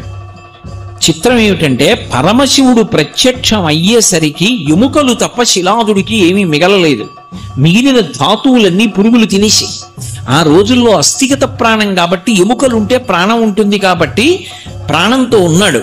పైనంతా పుట్టలు పట్టేసి ఉన్నాయి. శంకరుడే వచ్చి ప్రత్యక్షమైన బహిర్ముఖుడు కాలేదు. శంకరుడు తన చేతితో ముట్టుకున్నాడు, యథారూపాన్ని పొందాడు. పూర్వం ఉన్న కన్నా జవసత్వాలతో ప్రకాశించాడు. ఏం కావాలని అడిగాడు. అడిగితే అప్పుడు పరమశివుణ్ణి ఉద్దేశించి అడిగాడు, పరమశివ సుతు అయోనిజు, అలాగే నాకు ఓ పరమశివ సుతుడు కావాలి, కొడుకు కావాలి. వాడు అయోనిజుడు కావాలి. వాడు ఆడదాని కడుపులో పెరిగి పెద్దవాడై 9 నెలలో 12 నెలలో పూర్తయిపోయిన తరువాత బయటికి వచ్చేటటువంటి యోని సంభవుడైనటువంటి వాడు కాకూడదు. అలాగే వాడికి జరామరణములు ఉండకూడదు. అటువంటి 3 లక్షణములు ఉన్నవాడై ఉండాలి. దానికి తోడు నీకు జోకకువానిన్, నీతో సమానమైనటువంటి వాడు అయి ఉండాలి. నిగ్రహానుగ్రహ శక్తిలో నీ అంత తేజస్సు ఉండాలి. చూస్తే ముమ్మూర్తులని ఇలాగే ఉండాలి. శివుడెవరో నందెవరో తెలియకూడదు. అలాంటి కొడుకుని ఇవ్వాలి. అలాంటి కొడుకుని నాకు కటాక్షించు. అలాంటి కొడుకుని నాకు ఇస్తే అప్పుడు నేను కృపతో నాకిమ్మో మురిషద, నువ్వు కాని దయతో నాకు అటువంటి కొడుకునిచ్చావా మురిసిపోతాను. సర్వలోక వంద్యపదాబ్జ, సర్వలోకముల చేత నమస్కరింపబడేటటువంటి పాదపద్మములు కలిగినటువంటి పరమశివ, నువ్వు అనుగ్రహించాలనుకుంటే నాకు అదిగో అటువంటి కుమారుణ్ణి కటాక్షించాలి. ఆయన ఒక్క చిరునవ్వు నవ్వన్నాడు, సుతుడు కావాలి, వాడు నీ కొడుకయ్యి ఉండాలి, అయోనిజుడయ్యి ఉండాలి, జరామరణములు లేనివాడయ్యి ఉండాలి, నాతో సమానుడయ్యి ఉండాలి. ఇటువంటి కొడుకు కావాలి. లోకంలో ఇలా అడిగిన వాళ్ళు ఉన్నారా ఎవరైనా? భక్తికి ఎంత పరవశించిపోతాడు పరమశివుడు అన్నదానికి పరాకాష్ఠ నందీశ్వర వృత్తాంతం. తథాస్తు. ఇప్పుడు అయోనిజుడు కదు పుట్టాలి, భార్య కడుపులోంచి వచ్చేవాడు కాకూడదు. శిలాదుడు సంతోషించాడు, వెళ్ళిపోయాడు. వెళ్ళిపోయి ఆయన ఒక యజ్ఞాన్ని సంకల్పం చేసి యజ్ఞం చేస్తున్నాడు. ఆ యజ్ఞం చేస్తూ ఉండగా ఆ యజ్ఞకుండంలోంచి అకస్మాత్తుగా అగ్ని 1000 సార్లు దాని కాంతి పెరిగిపోతే ఎలా ఉంటుందో అంత కాంతితో ఒక బాలుడు పైకి లేచాడు. లేచి యజ్ఞకుండంలోంచి బయటికి వచ్చాడు. ఓ శివానుగ్రహంతో నాకు ఈ కుమారుడు కలిగాడన్నాడు. వాడికి ఉపనయనం చేశాడు, వేద విద్య అంతా నేర్పించాడు, పెరిగి పెద్దవాడు అవుతున్నాడు. పరమశివుడు చిన్న పరీక్ష పెట్టాలనుకున్నాడు. మహర్షుల్ని పంపించాడు. ఆ మహర్షులు ఆశ్రమానికి వెళ్ళి అన్నారు, పరమశివుడు చెప్పిన మాట నువ్వు సరిగ్గా వినలేదు. ఈ పిల్లవాడు అల్పాయుర్దాయం, ఎక్కువ కాలం బ్రతకడం. ఈ పిల్లవాడు ఈ ఆయుర్దాయం అయిపోయింది, ఇంకా కొద్ది రోజులే ఉంటాడన్నాడు. శిలాదుడు ఘోరున ఏడ్చాడు. ఈ పిల్లవాడు అన్నాడు, నాన్నగారు దేనికి ఏడుస్తున్నారు? నిగ్రహానుగ్రహ సమర్థుడు పరమశివుడు, ఆయన ఇవ్వలేనిది లోకంలో లేదు. నేను ఆయన గురించి తపస్సు చేస్తానని వెళ్ళి కూర్చొని పరమశివుడి గురించి తపస్సు చేశాడు. ఆ పిల్లవాడి తపస్సుకి పరమ సంతోషాన్ని పొందినటువంటి శంకరుడు ప్రత్యక్షమయ్యాడు. ప్రత్యక్షమై, నేను నీ పట్ల ఎంతో సంతోషాన్ని పొందాను కాబట్టి నీకు నేను కొన్ని విశేషాలని అనుగ్రహిస్తున్నాను. మీ నాన్న నన్ను వరం అడిగాడు, శిలాదుడికి కొడుకుగా ఉండాలన్నాడు. అందుకు నువ్వు శిలాదుని యొక్క కుమారుడు అని పిలవబడతావు. అయోనిజుడు కావాలన్నాడు, యజ్ఞకుండంలోంచి పుట్టావు. నేను మహర్షులతో అలా కబురు చేశాను, కానీ నిజానికి నేను ఆ మాట అనలేదు. నిన్ను అల్పాయుర్దాయంతో ఉండేవాడివి అనలేదు. నీకు జరామరణములు లేవు, నీకు మృత్యు అన్నది రాదు. నాతో సమానమైనటువంటి రూపం కావాలని మీ నాన్న అడిగాడు. అందుకే నాతో సమానమైనటువంటి రూపాన్ని నీకు అనుగ్రహిస్తున్నానని సమానమైనటువంటి రూపాన్ని అనుగ్రహించాడు. శంకరుడు ఎలా చంద్రరేఖతో ప్రకాశిస్తూ ఉంటాడో అలాగే 3 కన్నులతో చంద్రరేఖతో పరమశివుడితో సమానమైనటువంటి వ్యక్తిగా అపరశంకరుడిగా నందీశ్వరుడు నిలబడ్డాడు. పార్వతీదేవిని పిలిచాడు శంకరుడు. పిలిచి, పార్వతి, ఇతను నీకు పుత్ర సదృశ్యుడు, ఇక పైనుంచి ఇతను కూడా నీకు కుమారుడే. కాబట్టి ఈ నందీశ్వరుణ్ణి నీ కుమారుడితో సమానంగా చూడు. విఘ్నేశ్వరుడికి సుబ్రహ్మణ్యుడికి ఏ స్థానం ఇచ్చావో అదే స్థానాన్ని ఈ నందీశ్వరుడికి కూడా ఇవ్వాలి అని తన జటని ఒక దాన్ని పెరికి ఆ జటలో ఉన్నటువంటి జలాన్ని ఆ పిల్లవాడి మీద పిండాడు.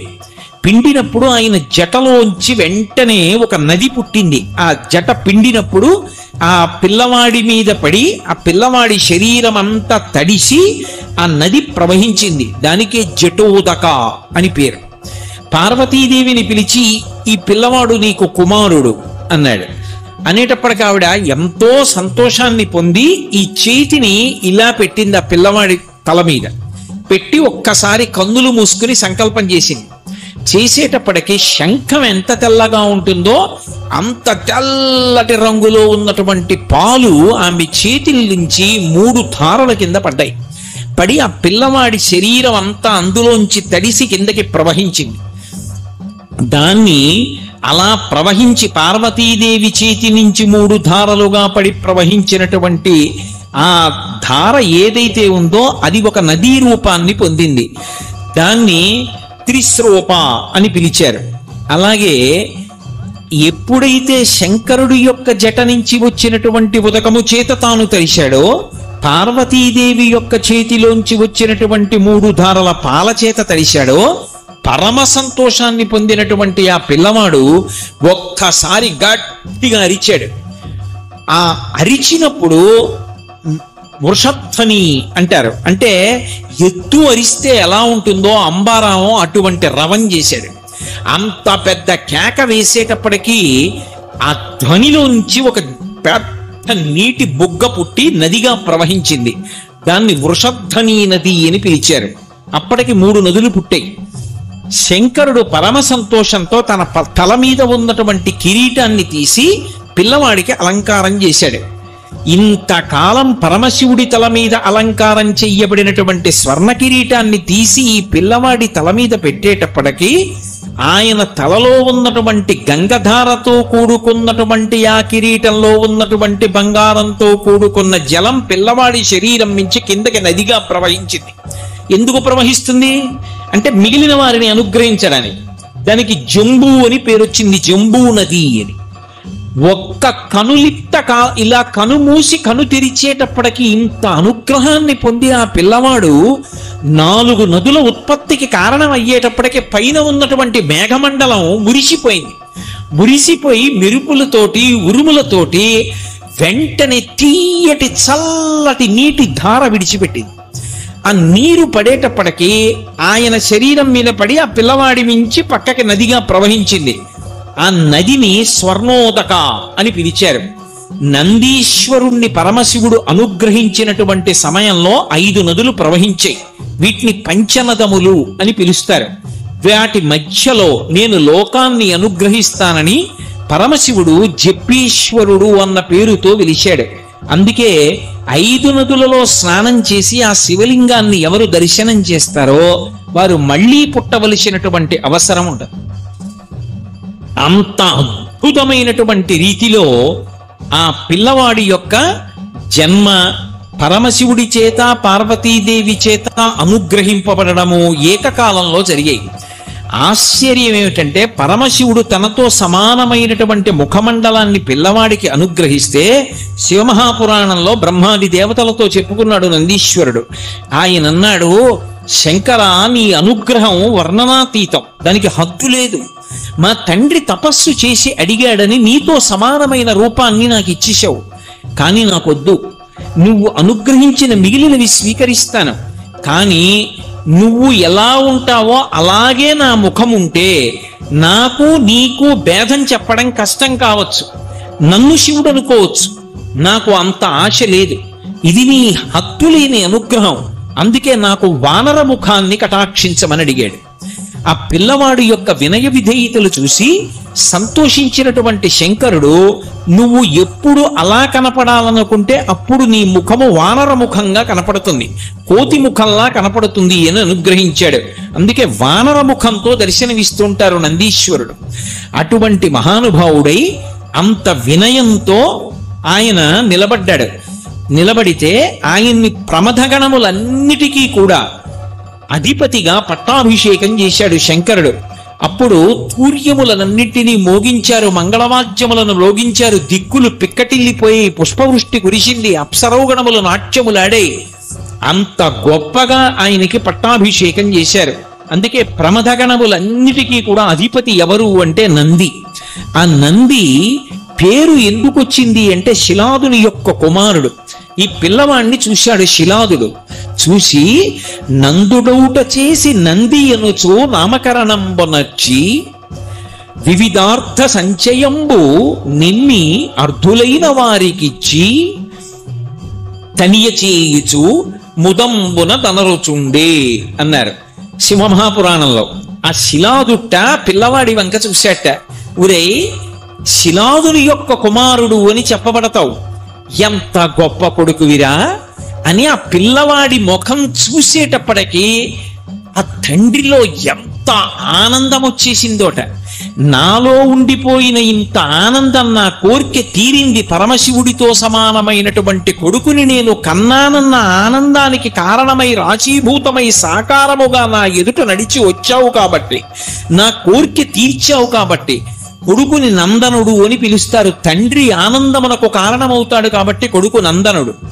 ఎంత మంది ఉండనివ్వండి, తండ్రి మనసు కొడుకు కోసం కొట్టుకుంటుంది. అందుకే కొడుకుని నందన అన్న శబ్దంతో పిలుస్తారు. ఎందుకు పిలుస్తారు అంటే ఎవరికి ఆనందం ఇస్తాడు అంటే తండ్రికి ఆనందం ఇస్తాడు. తండ్రికి సంతోషం ఎక్కడ అంటే కొడుకుని చూస్తే. ఎంత కష్టంలో ఉండనివ్వండి, ఆ కొడుకుని ఒకసారి కౌగిలించుకున్నాడు అనుకోండి తండ్రి, అంత కష్టాన్ని మరిచిపోతాట. పుత్రగాత్ర పరిష్వంగా అంటారు. ఆ కొడుకుని కౌగిలించుకోవడంలో తండ్రి అంత ఆనందాన్ని పొందుతాడు. సామాన్యంగా లోకంలో ఉండేటటువంటి పిల్లల్ని చూసినంత మాత్రం చేతనే తండ్రులంతా పొంగిపోతే కొడుకులందరికీ నందనులని పేరు వచ్చింది. అందుకే యశోదానందనుడు, నందనందనుడు, కైకేయీ నందనుడు, దశరథ నందనుడు నందన శబ్దంతో వేస్తారు. ఎందుకంటే వీళ్ళందరికీ ఆనందం ఇచ్చిన వాడని. మరి అటువంటిది లోకంలో ఉన్నటువంటి పిల్లల కన్నా కూడా భిన్నమైనటువంటి రీతిలో అయోనిజుడైనటువంటి శతుడు జరామరణములు లేనివాడు పరమశివుడితో తుల్యమైన వాడు కావాలి నాకు కొడుకని నేను ప్రార్థన చేస్తే నువ్వు మళ్ళీ తపస్సు చేసి పరమశివుని యొక్క అనుగ్రహాన్ని పొంది 5 నదులు పుట్టడానికి కారణమై పార్వతీ పరమేశ్వరుల చేత అనుగ్రహింపబడి పరమదగణాధిపత్యాన్ని పొంది నువ్వు నడిచి వస్తుంటే పరమశివుడికి వాహనంగా అంగీకరింపబడితే నిన్ను చూసి నేనెంత మురిసిపోతాను. నా ఆనందమునకంతటికీ నువ్వు కారణమయ్యావు కాబట్టి నీకు నంది అని పేరు పెడుతున్నానన్నాడు. నందుడౌట చేసి నంది అనుచు నామకరణం బొనర్చే, అందుకని నంది అని పేరు పెట్టాడు. ఈశ్వరుడితో సమానమైన శక్తి ఉన్నవాడు కాబట్టి ఈశ్వర శబ్దం పక్కన చేరింది. నందీశ్వరుడు అని పిలుస్తారు. ఈశ్వర శబ్దం మిగిలిన వాళ్ళకి అన్వయం కాదు. మీరు అందుకే చూడండి, తెలియక కొంతమంది శనీశ్వరుడు అంటూ ఉంటారు. శనీశ్వర అన్న మాట లేదు. గ్రహములలో ఏ గ్రహమునకు కూడా ఈశ్వరత్వం లేదు. గ్రహములు ఫలితాలను ఇచ్చేటప్పుడు భగవంతుని యొక్క శాసనాన్ని బట్టి అనుగ్రహిస్తాయి. భగవంతుడు కూడా ఓ గ్రహాన్ని నువ్వు ఇలా ఫలితం ఇవ్వవద్దు అంటే గ్రహం ఊరుకోవాలంతే. శనీశ్వరుడు అన్న మాట లేదు. శనైశ్చరుడు, శనైహి చరహ. ఆయన మెల్లమెల్లగా నడుస్తాడు. అందుకే జాతకంలోకి వస్తే ఎక్కువ కాలం నడుస్తాడు. అందుకని శనైశ్చరుడు, శనీశ్వరుడు లేదు. కానీ నందీశ్వరుడు, ఎందుకంటే ఈశ్వరుడితో తుల్యమైన వాడు కాబట్టి నందీశ్వర అని పేరు వచ్చింది. మన అదృష్టం ఏమిటంటే ఆ నందీశ్వరుడు తపస్సు చేసినటువంటి భూమి ఏది ఉన్నదో అదే నంది మండలము అన్న పేరుతో పిలవబడింది. ఇప్పటికీ మనం శ్రీశైలం పెడితే శ్రీశైలానికి చాలా దగ్గరలో నంద్యాల అని ఇప్పుడు పిలవబడుతోంది. అది నంద్యాల కాదు, అసలు నందుల యొక్క ఆలయముల వరుస ఉన్నటువంటి ప్రదేశం కాబట్టి నందుల ఆలయ ఆవళి, నందులకు ఆలయములు ఎన్నో ఉన్న ప్రదేశం అది నందుల ఆలయము. నందుల ఆలయ ఆవళి క్రమక్రమంగా నంద్యాల. ఒకప్పుడు దీని పేరు హేలాపురి, ఇప్పుడు ఏలూరు. ఒకప్పుడు మా ఊరి పేరు కోకనదము, ఇప్పుడు కాకినాడ. ఒకప్పుడు పీఠికాపురము, ఇప్పుడు పిఠాపురము.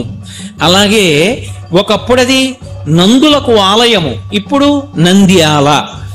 అటువంటి ఆ ప్రాంతంలో నంది మండలం ఉంది. ఎక్కడ నందీశ్వరుడు తపస్సు చేశాడో అక్కడ పరమశివుడు అనుగ్రహించి నందికి శివుడికి భేదం ఉండకూడదని మీ తండ్రి శిలాదుడు అడిగాడు కనుక నేను అక్కడ బ్రహ్మనంది అన్న పేరుతో పెద్ద నందీశ్వర స్వరూపంతో వెలిసి ఉంటాను. ఉండి మిగిలినటువంటి నందులన్నిటినీ కూడా నేను శాసిస్తూ ఉంటాను. నంది తేజస్సు శివ తేజస్సు ఏకీకృతమై వెలిసినటువంటి లింగస్వరూపం. అందుకే అక్కడ ఉన్నది మహానంది.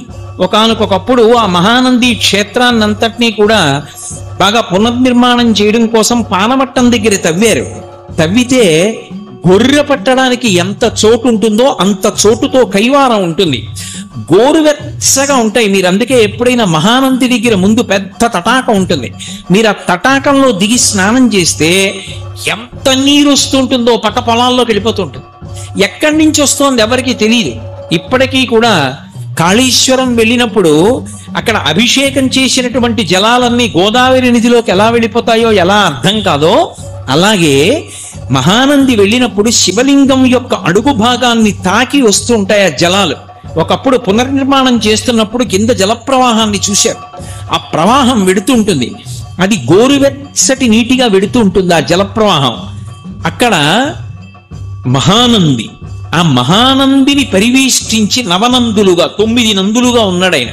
అందులో వినాయకనంది, గరుడనంది, ప్రథమనంది, సూర్యనంది, చంద్రనంది, నాగనంది, బ్రహ్మనంది, విష్ణునంది, శివనంది. ఈ 9 నందులు నవనందులు. ఒకప్పుడు నందులు పరిపాలన చేసి ఆ దేవాలయాల్ని పునర్నిర్మాణం చేశారు కాబట్టి అని ఒక మాట. కానీ శాస్త్రంలో 9గా వెలిసినటువంటి నంది స్వరూపములకు ప్రధాన పరిపాలకుడై వెలిశాడైన బ్రహ్మనంది అన్న పేరుతో. మహానందిగా నందీశ్వరుడు శివ చైతన్యంతో కలిసి రాశీభూతమైనటువంటి లింగస్వరూపం. అందుకే అది నంది తపస్సు చేసినటువంటి ప్రదేశం. ఆ ప్రదేశంలో అడుగు పెట్టడం, ఆ తటాకంలో స్నానం చేయడం, మహానంది క్షేత్రాన్ని దర్శనం చేయడం పరమాద్భుతమైనటువంటి విశేషాలుగా చెప్తారు. అందుకే మీరు ఇప్పటికీ చూడండి, మహానంది వెడితే ఆ తటాకంలో స్నానం చెయ్యాలనుకున్న వాళ్ళు ₹1 కాసు విడిచిపెట్టారనుకోండి, అంత నీటి కింద నుంచి కూడా నాణ్యం స్ఫుటంగా కనపడుతూ ఉంటుంది. నాణ్యం మీద ఉన్న బొమ్మ కూడా కనపడుతుంది. అంత స్వచ్ఛమైన నీటి ధార, అది ఎప్పుడు ఆగిపోవడం ఉండదు, అలా వస్తూనే ఉంటుంది ఆ నీటి ధార. అంత గొప్ప నంది మండలం ఏర్పడింది. నందీశ్వరుడు అన్న పేరుతో శివపరివారంలో ఆయన ప్రధానుడై ఆయన అనుగ్రహం లేకపోతే శివదర్శనము కాదు. ఇది నందీశ్వరుడు పొందినటువంటి వరం. అందుకే నేను శివాలయానికి వెడతానండి, వాహనమే కదండి, నేను శివలింగాన్ని దర్శనం చేస్తానండి అంటే కుదరదు. అందుకే నందీశ్వరుణ్ణి మీరు గమనించండి, ఆయన ఆనందమంతా ఎక్కడుంటుంది అంటే శివదర్శనంలోనే ఉంటుంది. ఎప్పుడు శివలింగం వంక చూస్తూ ఉంటాడు. శివలింగం అంతరాలయంలో ఉంటుంది, నంది బయట ఉంటాడు. ఎండ రానివ్వండి, నందిని ఒక్కొక్కసారి మీరు వేసవి కాలంలో వెళ్ళి సాయంకాలం ప్రదోష సమయంలో ముట్టుకుంటే వేళ్ళు కావుతాయి, అంత వేడిగా ఉంటుంది మూర్తి. కానీ ఇంత వేడిగా ఉందని ఆయన తల కదపడు. పెద్ద వాన పడనివ్వండి, కదపడు. భక్తి ఎక్కువైపోయి కార్తీక మాసంలో నంది తోక కింద దీపం పెట్టనివ్వండి, ఆయన కదలడు. ఆయన ఎప్పుడూ పరమశివుణ్ణి చూస్తుంటాడు. శివుని వైపు దృష్టి పెడతాడు. ప్రపంచానికి పృష్ఠభాగం ఇస్తాడు. ప్రపంచంతో సంబంధం లేదు, ఆయనకి ఎప్పుడూ శివదర్శనమే. ఆ శివదర్శనంలో పొంగులు వారిపోతూ ఉంటాడు. అంతటి అద్భుతమూర్తి కనుకనే శైవాగమంలో ఒక విశేషం ఉంది. త్రయోదశి తిథి పరమశివుడి పరంగా చాలా అద్భుతమైనటువంటి తిథి. త్రయోదశి నాడు శివలింగానికి చేసేటటువంటి అభిషేకం ఎంత గొప్పగా చేస్తారో, ఉభయపక్షములలోనూ త్రయోదశి తిథి నాడు నందీశ్వరుడికి కూడా అంత గొప్పగానూ అభిషేకం చేస్తారు. నందీశ్వరుడికి అభిషేకం చేసినటువంటి కారణం చేత సమస్తమైనటువంటి అశాంతి ఉపశమిస్తుందని, సమస్తమైనటువంటి కళ్యాణములు అబ్బుతాయని, మనుష్యులకు కావలసినటువంటి ఈప్సితములు సిద్ధిస్తాయని మనకి శాస్త్రవాక్కు. అందుకే శివదర్శనం ఎంత గొప్పదో, శివలింగాభిషేకం ఎంత గొప్పదో, నందీశ్వరుడికి చేసేటటువంటి అభిషేకము కూడా తత్తుల్యము, అంత గొప్పది. అటువంటి నంది యొక్క శృంగముల మధ్య నుండి మాత్రమే శివలింగాన్ని దర్శనం చెయ్యాలి. శివలింగాన్ని దర్శనం చేసేటప్పుడు శివుడికి నందికి మధ్యలోకి వెళ్ళి దర్శనం చేయకూడదు. అలా ఎవరైనా విడితే అది గొప్ప దోషం కింద స్వీకరిస్తారు. అలాగే నిర్మాల్యం తీసుకొచ్చి శివుడి మీద ఉన్న పువ్వులు చేతికిస్తే నంది దగ్గర పెట్టేస్తుంటారు. అలా పెట్టడం ఎట్టి పరిస్థితుల్లోనూ అంగీకరింపబడదు. నందీశ్వరుడి దగ్గర నిర్మాల్యాన్ని విడిచిపెట్టకూడదు. నంది దగ్గరికి వెళ్ళి చెప్పాలి, వృషస్య వృషణం స్పృష్ట్వా శృంగమధ్యే శివాలయం దృష్ట్వా క్షణం నరో యాతి కైలాసే శివసన్నిధిం అనాలి. ఆయన దగ్గరకు వెళ్ళి శివలింగానికి నందీశ్వరుడికి మధ్యలోకి వెళ్లకుండా ఉండడానికి ఏ చేతిని ఉపయోగిస్తే సరిపోతుందో ఆ చేతిని పెట్టి, ఉదాహరణకి బొటనవేలు చూపుడు వేలు ఆయన యొక్క శృంగములు కొమ్ముల మీద ఉంచి, అంత బలిష్టమైనటువంటి నంది కొమ్ముల మీద మీరు చెయ్యి పెడితే నూరుకుంటాడా? కానీ ఆ రెండిటి మీద బొటనవేలు చూపుడు వేలు ఉంచి ఎడమ చేతితో ఆయన యొక్క ఆ వృషణములను, అవయవాన్ని ఒక్కసారి ఇలా పట్టుకోవాలి, ఒక్కసారి పట్టుకుని వదిలేయాలి. ఆ వృషణములను ఇలా పట్టుకునేటప్పటికీ ఆయన ఊపిరి అని ఆగుతుంది. ఆయన ఊపిరిలో, ఆయన వదిలిపెట్టిన ఊపిరి, పీల్చిన ఊపిరిలో పరమశివుడు పార్వతీదేవితో కలిసి ఊయలలు ఊగుతూ ఉంటాడు. ఎప్పుడైతే ఆయన ఊపిరిని ఒక్కసారి ఆపాడో ఎదురుగుండా ఉన్నటువంటి శివుడు ఊయల ఆగి కైలాస పర్వతం మీద కూర్చున్నటువంటి పార్వతీ పరమేశ్వరుల దర్శనము చేసినటువంటి వాడు అని దర్శనం చేసినటువంటి భక్తుడి ఖాతాలో వేస్తాడు. అది ఒక్క నందీశ్వరుడి యొక్క శృంగముల మధ్య నుంచి దర్శనం చేయడం వల్ల మాత్రమే సాధ్యం. అలా కాకుండా అతిక్రమించి నందికి నమస్కారం చెయ్యకుండా వెళ్ళి నమస్కరించాడు అనుకోండి, దాని వలన దోషం వస్తుంది. అందుకే ముందు నందిని ప్రార్థన చేసి తరువాత ఆయన శృంగముల మధ్యలోంచి చూడాలి. ప్రదోష వేళ దాటిపోయి కవచం పెట్టేస్తే, అంటే శివలింగం కనపడకుండా శివుని యొక్క మూర్తి ఏ ఇత్తడిదో రాగిదో వెండిదో బంగారందో తొడిగేస్తారు. అలా తొడిగేస్తే నంది శృంగముల మధ్యలోంచి చూడక్కర్లేదు. లింగాన్ని చూస్తే మాత్రం నంది యొక్క శృంగముల మధ్యలోంచి మాత్రమే చూడాలి. అది పరమశివుడు నందీశ్వరుడికి ఇచ్చినటువంటి వరం. వెంకటేశ్వర స్వామి వారి దర్శనానికి ముందు ఆదివరాహస్వామి దర్శనం ఎలా చెయ్యాలో అలా నందీశ్వరుని యొక్క శృంగముల మధ్యలోంచి మాత్రమే శివలింగాన్ని దర్శనం చెయ్యాలి. నంది పట్ల అపచారం చేస్తే పరమశివుడికి ఆగ్రహం వస్తుంది. నంది పట్ల పరమ భక్తితో వినమ్రతతో ప్రవర్తించాలి. ఒక్కొక్క శివాలయంలో బయట పెద్ద నంది ఉంటుంది, మీరు కొంచెం ముందుకెడితే ఇంకొక చిన్న నంది ఉంటుంది. కదలకుండా ఉన్నటువంటి పెద్ద నందిని స్థిర నంది అంటారు. ఈ చిన్న నంది కదులుతుంది, కదిపితే దాన్ని గట్టిగా నేలకి బిగించరు. ఈ కదిలే నందిని చరనంది అంటారు. పూర్వకాలంలో ఇంత వైద్య సదుపాయం లేనటువంటి రోజుల్లో ప్రతి ఊళ్ళో శివాలయంలో ఒక చరనంది ఉండేది. ఎందుకు చరనంది అంటే అకస్మాత్తుగా ఎవరైనా ఒక స్త్రీకి ప్రసవం అవుతుంటే, ఆమె కష్టపడుతుంటే, ఆమెని వైద్యానికి తీసుకెళ్లాలన్నా వైద్యుణ్ణి తీసుకురావాలన్నా చాలా సమయం పడుతుంది అనుకుంటే, నేను పూర్వకాలంలో ఉన్న విశేషాన్ని చెప్తున్నాను. అప్పుడు ఏం చేసేవారంటే శివాలయంలో అర్చక స్వామి దగ్గరికి వెళ్ళేవారు. అర్చకుడు వచ్చి శివాలయం తలుపులు తీసి ఈ చరనందిని ప్రసవ వేదనతో బాధపడుతున్నటువంటి పిల్ల ఉన్న ఇంటి వైపుకి తిప్పేవాడు. ఈ నంది అటువైపుకి తిరిగి చూస్తే సుఖప్రసవం అయ్యేది. అందుకని చరనంది నుంచేవారు. నంది యొక్క దృష్టి పడితే ఆపద తొలగుతుంది అని. అందుకని స్థిరనంది చరనంది అని రెండు నందులు శివాలయంలో ఉండేటటువంటి సంప్రదాయం పూర్వకాలంలో ఉండేది. ఇప్పటికీ మీరు కొన్ని ప్రాచీనమైన శివాలయాలకు వెడితే శివనంది చరనంది అని రెండు నందులు కనబడుతూ ఉంటాయి. అలా నందీశ్వరుడు ఉండడానికి కారణాల్లో అదొకటి. మహానుభావుడైనటువంటి నందీశ్వరుడు ధర్మమునకు ప్రతీక. ఒకానొకప్పుడు శిలాదుడు వరం అడిగితే అనుగ్రహించాడు పరమశివుడు. అనుగ్రహించి ఎవరు పిల్లవాడిగా వెళ్ళాలి, యజ్ఞకుండంలోంచి పిల్లవాడిగా పైకి వెళ్ళవలసిన వాడెవరు అంటే ధర్ముణ్ణి పిలిచాడు. ధర్మమే ఒక ఆకృతిని పొందితే ధర్ముడు అని పిలుస్తారు. ఆ ధర్ముణ్ణి పిలిచి శిలాదునికి నువ్వు కుమారుడిగా వెళ్ళు అన్నాడు. ఆ ధర్మమే శిలాదుడికి కొడుకుగా వచ్చింది. అందుకే వృషభ రూపంలో పడుకుంటాడు పరమశివుడి ముందు. నంది పురుష రూపంతో ఉండడు. పురుష రూపంతో ఉండకుండా యుద్ధ ఎలా ఉంటుందో అలా ఉంటాడు. కారణం ఏమిటంటే ఎక్కడైనా సరే ధర్మము వృషభ రూపంలో ఉంటుంది, భూదేవి గోరూపంలో ఉంటుంది. భూదేవి శ్రీ మహావిష్ణువుతో మాట్లాడవలసి వస్తే గోరూపాన్ని పొందుతుంది, ధర్మము వృషభ రూపాన్ని పొందుతుంది.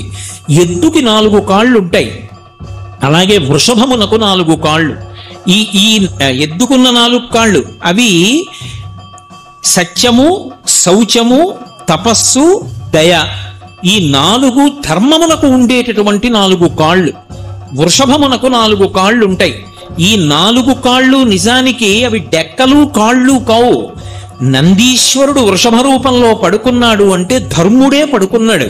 అందుకే నందిని స్పృశించడం, నంది శృంగములలోంచి దర్శనం చేయడం, నందికి నమస్కారం చేయడం వల్ల ఏమవుతుంది అంటే శివుడు ఏది ఇస్తాడో నంది అదే ఇస్తాడు. శివుడికి రుద్రాభిషేకం చేశాం అంటారు. రుద్రుడు అన్న పేరు ఆయనకి ఎందుకు వచ్చింది అంటే ఏదో కోపంగా ఉంటాడు కాబట్టి రుద్రుడు అని కాదు దాని అర్థం.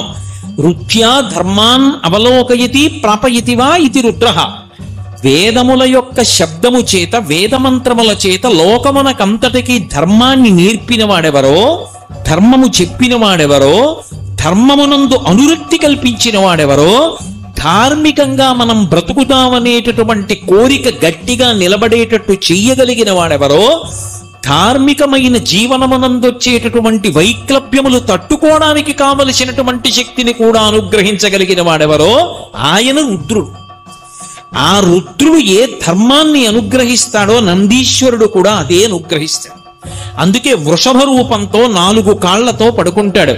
ఒక్కొక్కచో నందీశ్వరుడు అద్భుతమైనటువంటి అనుగ్రహ ప్రదాత. ఆయన ఇవ్వలేనిది లేదు. మీరు చూసి ఉంటారు, ప్రత్యేకించి పశ్చిమ గోదావరి జిల్లాలో ఆ ఆచారం ఎక్కువ. పేరులో బసవా ఉంటుంది. చాలా మంది పేర్లలో ఇప్పుడు ఉన్నటువంటి తరాల్లో నాకు తెలియదు కానీ ఇప్పుడున్న తరానికి ముందు తరం వరకు పేర్లలో చాలా మంది పేర్లలో బసవా ఉంటుంది. ఆ బసవా ఎందుకు వచ్చిందో తెలుసా? బసవీశ్వరుడు అని పేరు నందీశ్వరుడికి. బసవయ్య బసవయ్య అంటారు. నంది అనుగ్రహించి కొడుకు పుడతాడు. నందీశ్వరుడి మెడలో శనగలు కడతారు. ఇప్పటికీ శ్రీశైలంలో శనగల బసవయ్య అంటూ ఉంటారు. ఇప్పటికీ వింటాడు.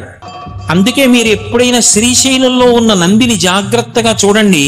3 గంటలు కట్టుకుంటాడు. కింద 1 గంట, మధ్యలో 1 గంట, మెడలో 1 గంట ఉంటాయి. 2 చెవులు ఒకలా ఉండవు, ఇలా ఉంటుంది ఒక చెవి.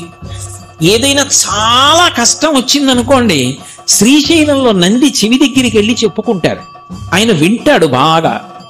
విని, స్వామి నా కోరిక తీర్చిన తరువాత నువ్వు వెంటనే ఇవి తినమని శనగలు మూట కట్టి ఆయన మెడలో కడతారు.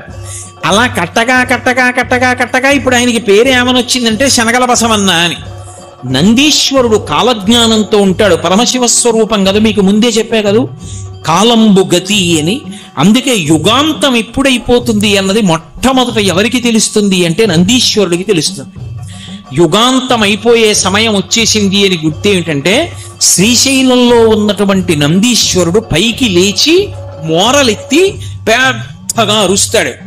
ఆ నందీశ్వరుడు రెంకె వేస్తే కృష్ణానది పైకి లేస్తుంది.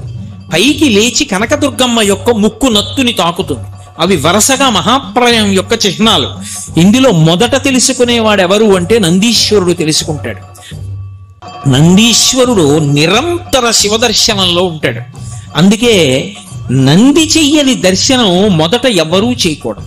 మీరు ఇప్పటికీ శ్రీశైలాది క్షేత్రములకు వెడితే సుప్రభాతం చదువుతారు.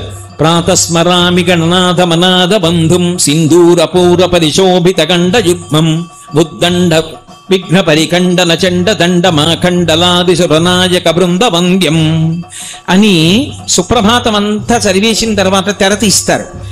పరాకు చెప్తారు, పక్కకుండండి పక్కకుండండి, ముందు నంది చూడాలి, పక్కకుండండి అని చెప్తారు. నందీశ్వరుడు మొట్టమొదట శివదర్శనం చెయ్యాలి, తర్వాతనే మనం చెయ్యాలి. నందికి శివుడికి మధ్యలోంచి వెళ్ళకూడదు.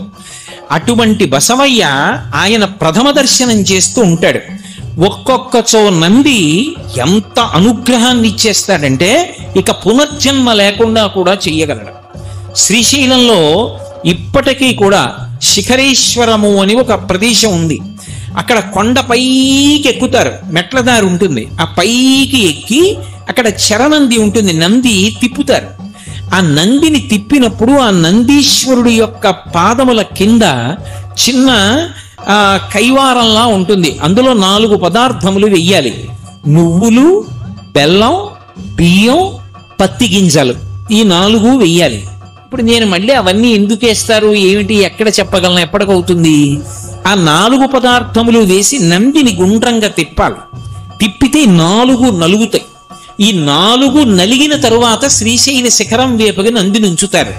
ఉంచి ఇందాక నేను చెప్పినట్టుగా చేతివేళ్లుంచి ఆయన పృష్ఠభాగాన్ని పట్టుకుని శ్రీశైల శిఖరం వంక చూస్తారు. అలా ఎవరు చూశారో శ్రీశైల శిఖరం దృష్ట్వా పునర్జన్మ నవిద్యతే, వారికి ఇక పునర్జన్మ లేదు. నందీశ్వరుడు అంతటి అనుగ్రహ ప్రదాత.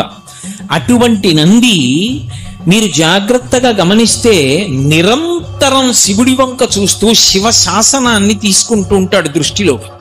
ఒకప్పుడు నందనార్ అని ఒక మహాభక్తుడు, శివభక్తుడు, ఆదనూరు అని ద్రవిడ దేశంలో ఒక చిన్న ఊరిలో పుట్టాడు. ఆయన జన్మత ఆయనకి అంత గొప్ప శివభక్తి ఏర్పడింది, జన్మజన్మాంతర సంస్కారం మహానుభావుడిది. ఆయన ఒకప్పుడు ఆ ఆదనూరికి దగ్గరలో ఉన్నటువంటి తిరుప్పంగూర్ అనబడేటటువంటి క్షేత్రంలో పరమశివుడికి ఉత్సవాలు జరుగుతున్నాయంటే చూడడం కోసమని వెళ్ళాడు. పిల్లలందరితో కలిసి బయలుదేరి ఒళ్ళంతా విభూతి అలదుకుని పరమ సంతోషంతో చిందులు వేసుకుంటూ వెళ్ళాడు. ఆ రోజుల్లో ఉన్నటువంటి ఆచారం రీత్యా శివాలయం అంతరాలయం వరకు ఆ పిల్లల్ని రానివ్వలేదు. నందీశ్వరుడి వెనక ఉన్నటువంటి ధ్వజస్తంభం వరకే అనుమతించారు. పిల్లలు, చిన్నపిల్లలు పాపం ఈ నందనార్కి కన్నులారా ఒక్కసారి చూడాలి ఆ శివలింగాన్ని అని ఉంది. కానీ ఆ శివలింగం వంక ఒక్కసారి చూద్దామంటే నందీశ్వరుడి యొక్క పెద్ద మూర్తి అడ్డొస్తాం. ఆయన ఆర్తితో మనసులో చెప్పుకున్నాడు, శివ నిన్ను చూడాలని బయలుదేరి వచ్చాను. ఈ నంది అడ్డంగా ఉన్నాడు, నన్న ధ్వజస్తంభం దాటి వెళ్ళనివ్వరు, ఇక్కడి నుంచి నాకు నీ దర్శనం అవ్వట్లేదు, శంకర ఎలా అనుగ్రహిస్తావో నన్ను అనుగ్రహించమని అడిగాడు.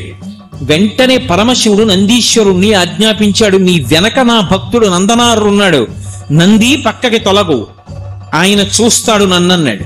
వెంటనే నందీశ్వరుడు శివలింగానికి ఎదురుగుండా ఉన్నవాడు ఓ పక్కకి వెళ్ళిపోయాడు. ఇప్పటికీ మీరు తిరుప్పొంగూరు వెడితే శివలింగానికి ఎదురుగుండా ఉండదు నంది, నంది పక్కకి వెళ్ళిపోయి ఉంటుంది. నందనారు వెళ్ళినప్పుడు శివాజ్ఞ మేరకు నంది పక్కకి వెళ్ళిపోయింది. అప్పటి నుంచి ఇప్పటికీ కూడా ఆ నంది అలాగే పక్కకి తొలగిపోయి ఉంటాడు. నిరంతరము శివ ధ్యానంలో ఉంటాడు, ఆయన శివుణ్ణి దర్శనం చేస్తూ ఉంటాడు. అటువంటి నంది పశువులన్నిటికీ కూడా చిహ్నముగా ఉంటాడు. పశువు అంటే ఏదో నేను దూడల గురించి గేదెల గురించి మాట్లాడుతున్నానని మీరు అనుకోకండి, నేను మిమ్మల్ని ఒక్కరినే అంటలేదు. పశువులలో కల్లా మొదటి పశువు ఎవరంటే నేనే. నా మీద పెట్టుకుంటే మీకు మిమ్మల్ని అన్నాను అన్న క్లేశం కలగకూడదని ముందు నా మీద పెట్టుకుంటున్నాను. లోకంలో అన్నీ పశువులే మనతో కలిపి. ఎందుచేత అంటే పశువు అన్న మాటకు అర్థం ఏమిటంటే పాశము చేత కట్టబడినది. మెడలో తాడు ఉండి తాడుతో కట్టబడితే పశువు అంటారు. పశువు, పాశము, కట్టుటకు స్థానము, ఈ మూడు ఉంటాయి. ఒక ఎద్దుందనుకోండి, దాని మెడలో తాడు, ఆ తాడు రెండో కొస ఏదో కర్రకో దేనికో కడతారు, ఒకవైపు మెడకి కడతారు, కట్టబడడానికి పశువు ఉంటుంది. అలాగే మనకి కూడా గత జన్మలలో చేసుకున్నటువంటి కర్మపాశములు ఉంటాయి, వాటిని అనుసరించి మనం సుఖదుఖములను పొందుతుంటాం. ఆ కర్మపాశముల చేత కట్టబడి ఉంటాం. అందుకే కర్మపాశముల చేత కట్టబడి జన్మ ఒక రాట, జన్మ అన్న స్తంభానికి కర్మపాశముల చేత కట్టబడి తిరుగుతూ ఉంటాడు కాబట్టి పశువు. అందుకే శంకర భగవత్పాదులంతటి వారు శివానందలహరి చేస్తూ స్మృతౌ శాస్త్రౌ విద్యాం అంటూ పశుమాం సర్వజ్ఞ ప్రథిత కృపయా పాలయ విభో అంటారు. శంకర నేను పశువుని, మీరు పశుపతి, కాబట్టి నీకు నాకు ఈ అనుబంధం చాలదా? పశువుని రక్షించుకోవలసిన వాడు పశుపతి, కాబట్టి మీరు నన్ను కాపాడుకోండి అన్నారు. అలా లోకములో ఉన్నటువంటి వాళ్ళందరూ పశువులైతే తరించాడు అనడానికి గుర్తు ఆ పాశం పోవాలి మెడలోది, కర్మపాశములు తెగిపోవాలి. ఈ కర్మపాశములు ఎప్పుడు తెగిపోతాయి? శివానుగ్రహం కలిగితే కర్మపాశములు తెగిపోతాయి. తెగిపోతే పశువు పశుపతిలో కలిసిపోతాడు. అందుకే ప్రతి వారిలో కూడా నేను నేను అని ఒక జీవ లక్షణం ఉంటుంది. నేనంటాను, నేనున్నాను అనుకోండి, నాకు ఆకలిస్తోంది అంటాను, నాకు దాహం వేస్తోంది, నాకు తలకాయ నిప్పిగా ఉంది, నాకు కాసేపు విశ్రాంతి తీసుకోవాలనుంది అంటాను. ఈ నేను నేను అనబడేటటువంటి జీవుడు అందరిలో ఉంటాడు. అందరిలో ఉన్న జీవుడు కర్మపాశముల చేత కట్టబడి శరీరంతో తిరుగుతూ ఉంటాడు. ఈ పశువులన్నిటికీ కలిపి చిహ్నమేది అంటే అదిగో పెద్ద నంది.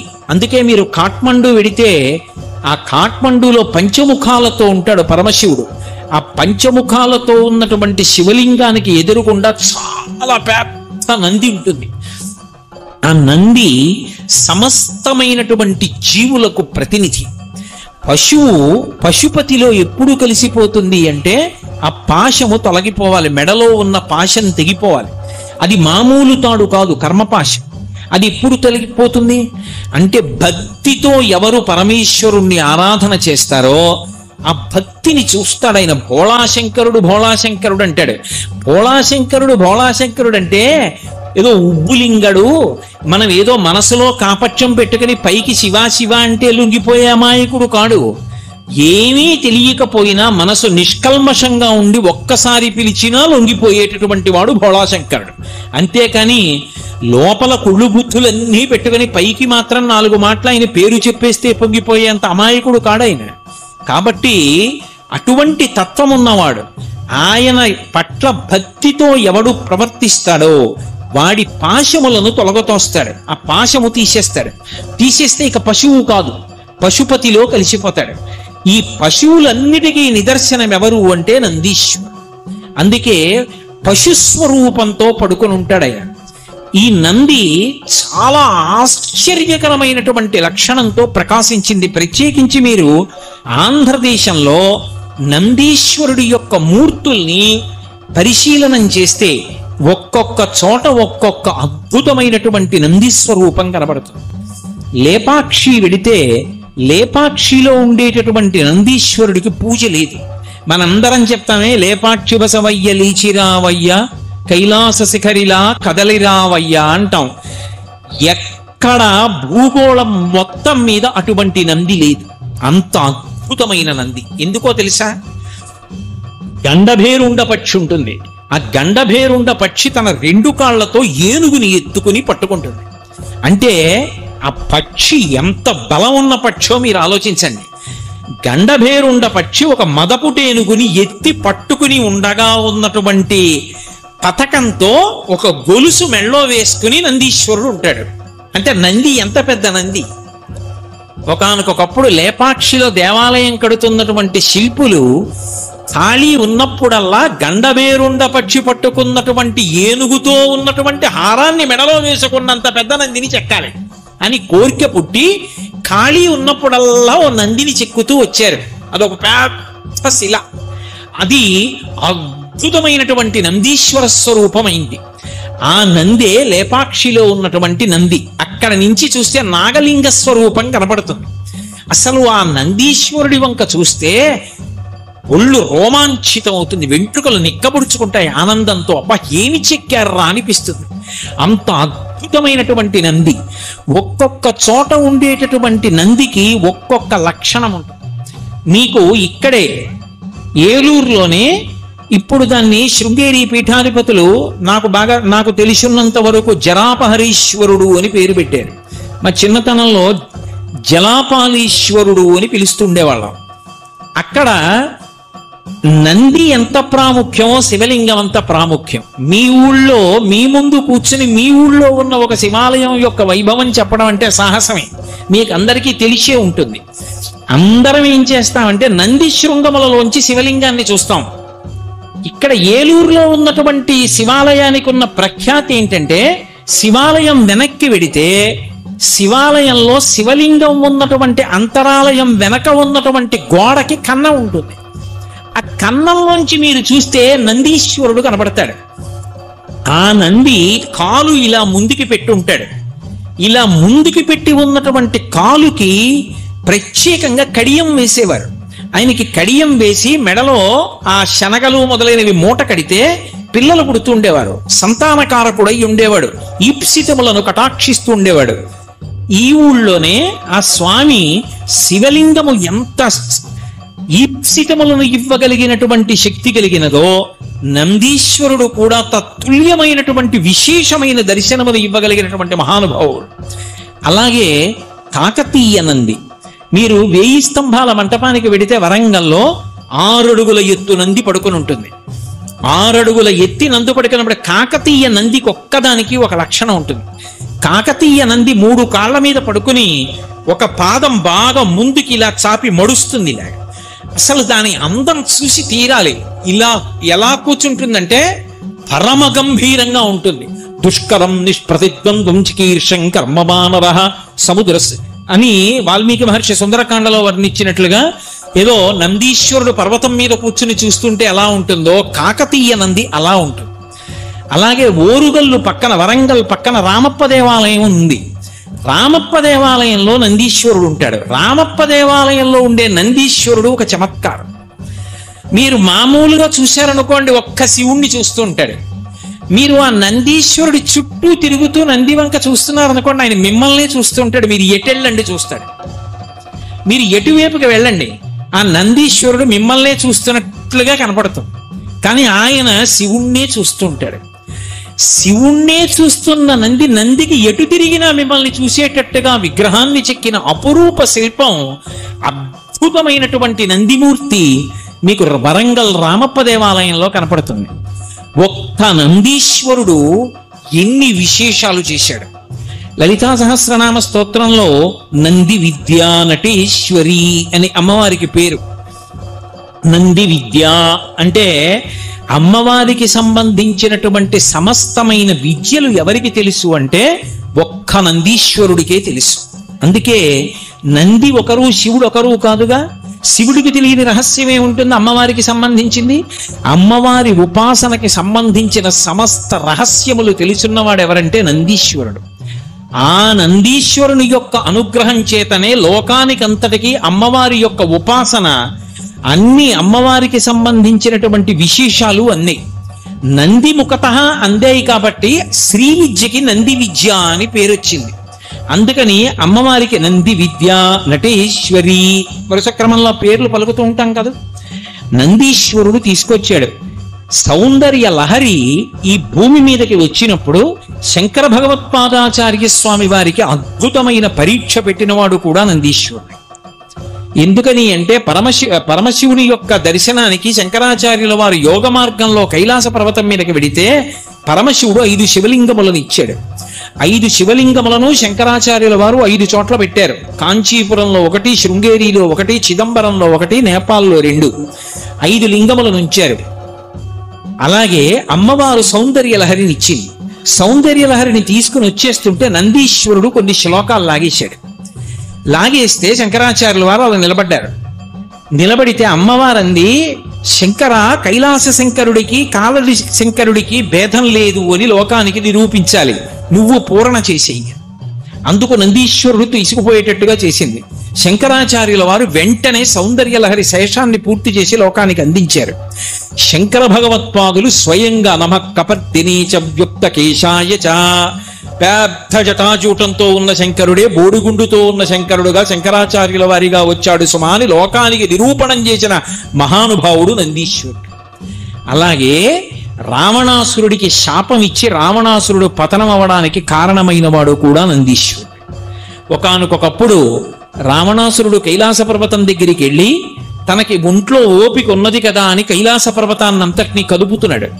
పరమశివుడు ఎవడురా ఓ పక్క నేను తాండవం చేస్తుంటే కైలాసాన్ని కదుపుతున్నాడని చెప్పి తన కాలి బొటన వేలితో నొక్కాడు. ఆయన 20 చేతులు దాని కింద ఉండిపోయి పెద్దగా అరిచాడు. అబ్బా, లోకములు హడిలిపోయేటట్టు అరిచావు కదరా, ఇంత రవం చేశావు కాబట్టి నిన్ను రావణ అని పిలుస్తున్నానన్నాడు.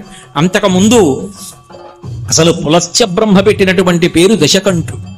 కానీ కైలాస పర్వత శిఖరం కింద పెట్టి పరమశివుడు ఆయన 20 చేతుల్ని నొక్కించినప్పుడు పెట్టినటువంటి పెద్ద పెద్ద బొబ్బల వలన రావణ అని పిలిస్తే రావణ అన్న పేరు లోకంలో ప్రఖ్యాతి వహించింది. ఆ రావణుడు ఒకప్పుడు శివదర్శనానికి వెళ్ళాడు. వెడితే నందీశ్వరుడు కావలిగా ఉన్నాడు. ఇప్పుడు ఏకాంతంలో ఉన్నారు, లోపలికి వెళ్ళి దర్శనం చేయడానికి వీలు లేదన్నాడు. అంటే కోతి ముఖంతో కనపడుతూ ఉంటాడు. పరమశివుడిచ్చిన వరం అని మీకు నేను మనవి చేశాను కదా. శివమహాపురాణంలో నందీశ్వరుడే చెప్పాడు బ్రహ్మాది దేవతలతో ఈ విషయం.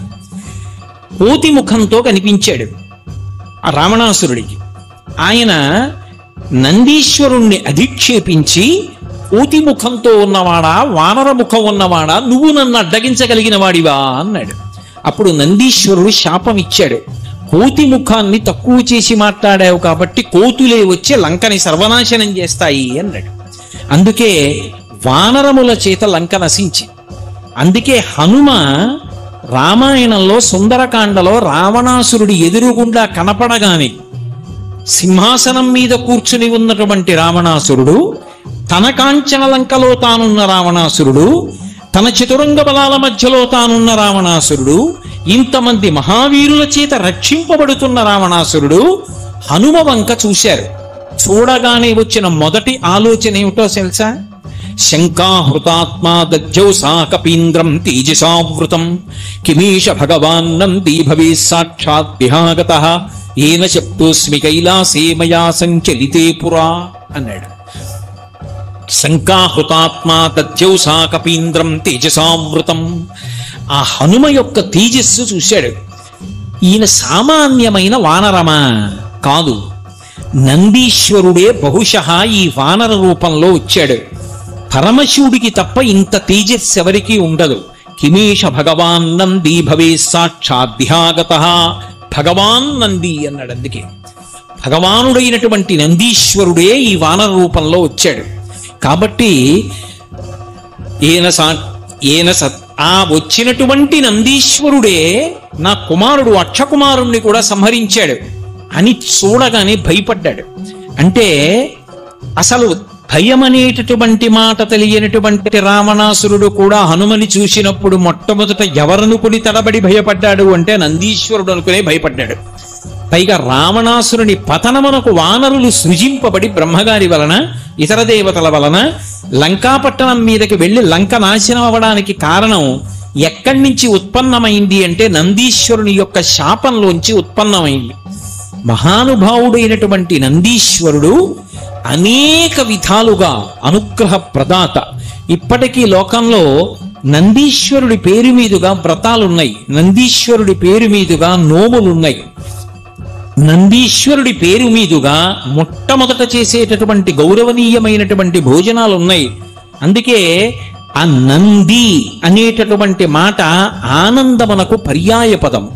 అంతటి మహాపురుషుడైనటువంటి నందిని స్మరించినంత మాత్రం చేత ఒక్కసారి ఆయన్ని తలుచుకుంటే చాలు సమస్త భయములు తొలగిపోతాయి. అంత అద్భుతమైనటువంటి గాంభీర్యమూర్తి, కారణజన్ముడు. పార్వతీ పరమేశ్వరుల ఇద్దరి యొక్క అపారమైనటువంటి అనుగ్రహానికి నోచుకున్నటువంటి వాడు, ప్రమథగణములన్నిటికీ కూడా అధిపతిగా పట్టాభిషేకం పొందినవాడు. ఆయన యొక్క అనుమతి లేకుండా శివదర్శనం చేయడం కూడా సాధ్యం కాదు అన్న విషయం వరంగా పొందినటువంటి వాడు. ఆయన యొక్క ఉచ్ఛ్వాస నిశ్వాసలనబడేటటువంటి ఊపిరులలో పార్వతీ పరమేశ్వరులు నిరంతరము సయ్యాటలాడుతూ ఉంటారు.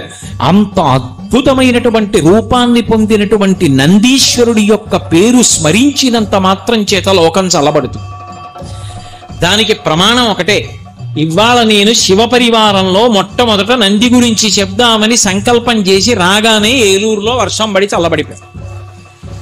నందీశ్వరుడు మహానుగ్రహమూర్తి అనడానికి ఇంకేం కావాలి? తత్వతః నందీశ్వరుడు జీవుడికి ప్రతినిధి. జీవుడికి బ్రహ్మానికి అభేదం. మాయ ఎంతకాలం ఉంటుందో, అవిద్య ఎంతకాలం ఉంటుందో అంతకాలం జీవబ్రహ్మల మధ్య భేదం కనపడుతుంది. అందుకే నందికి శివుడికి మధ్యలోంచి నడవడాన్ని కూడా శాస్త్రం అంగీకరించలేదు. ఒక్క శివాలయంలో అర్చకుడు వినా ఎవ్వరూ కూడా నందీశ్వరుడికి శివలింగానికి మధ్యలోంచి నడవడం కానీ వెళ్ళడం కానీ ఎప్పుడు చెయ్యకూడదు. అలా కానీ వెళ్ళాడా వాడు అనుగ్రహం మాట దేవుడెరువు, శివుడి యొక్క ఆగ్రహానికి పాత్రుడవుతాడు. అందుకే నందీశ్వరుడు అంటే అంత గొప్ప వైభవాన్ని, అంత గొప్ప వరాన్ని పొందినటువంటి మహానుభావుడు.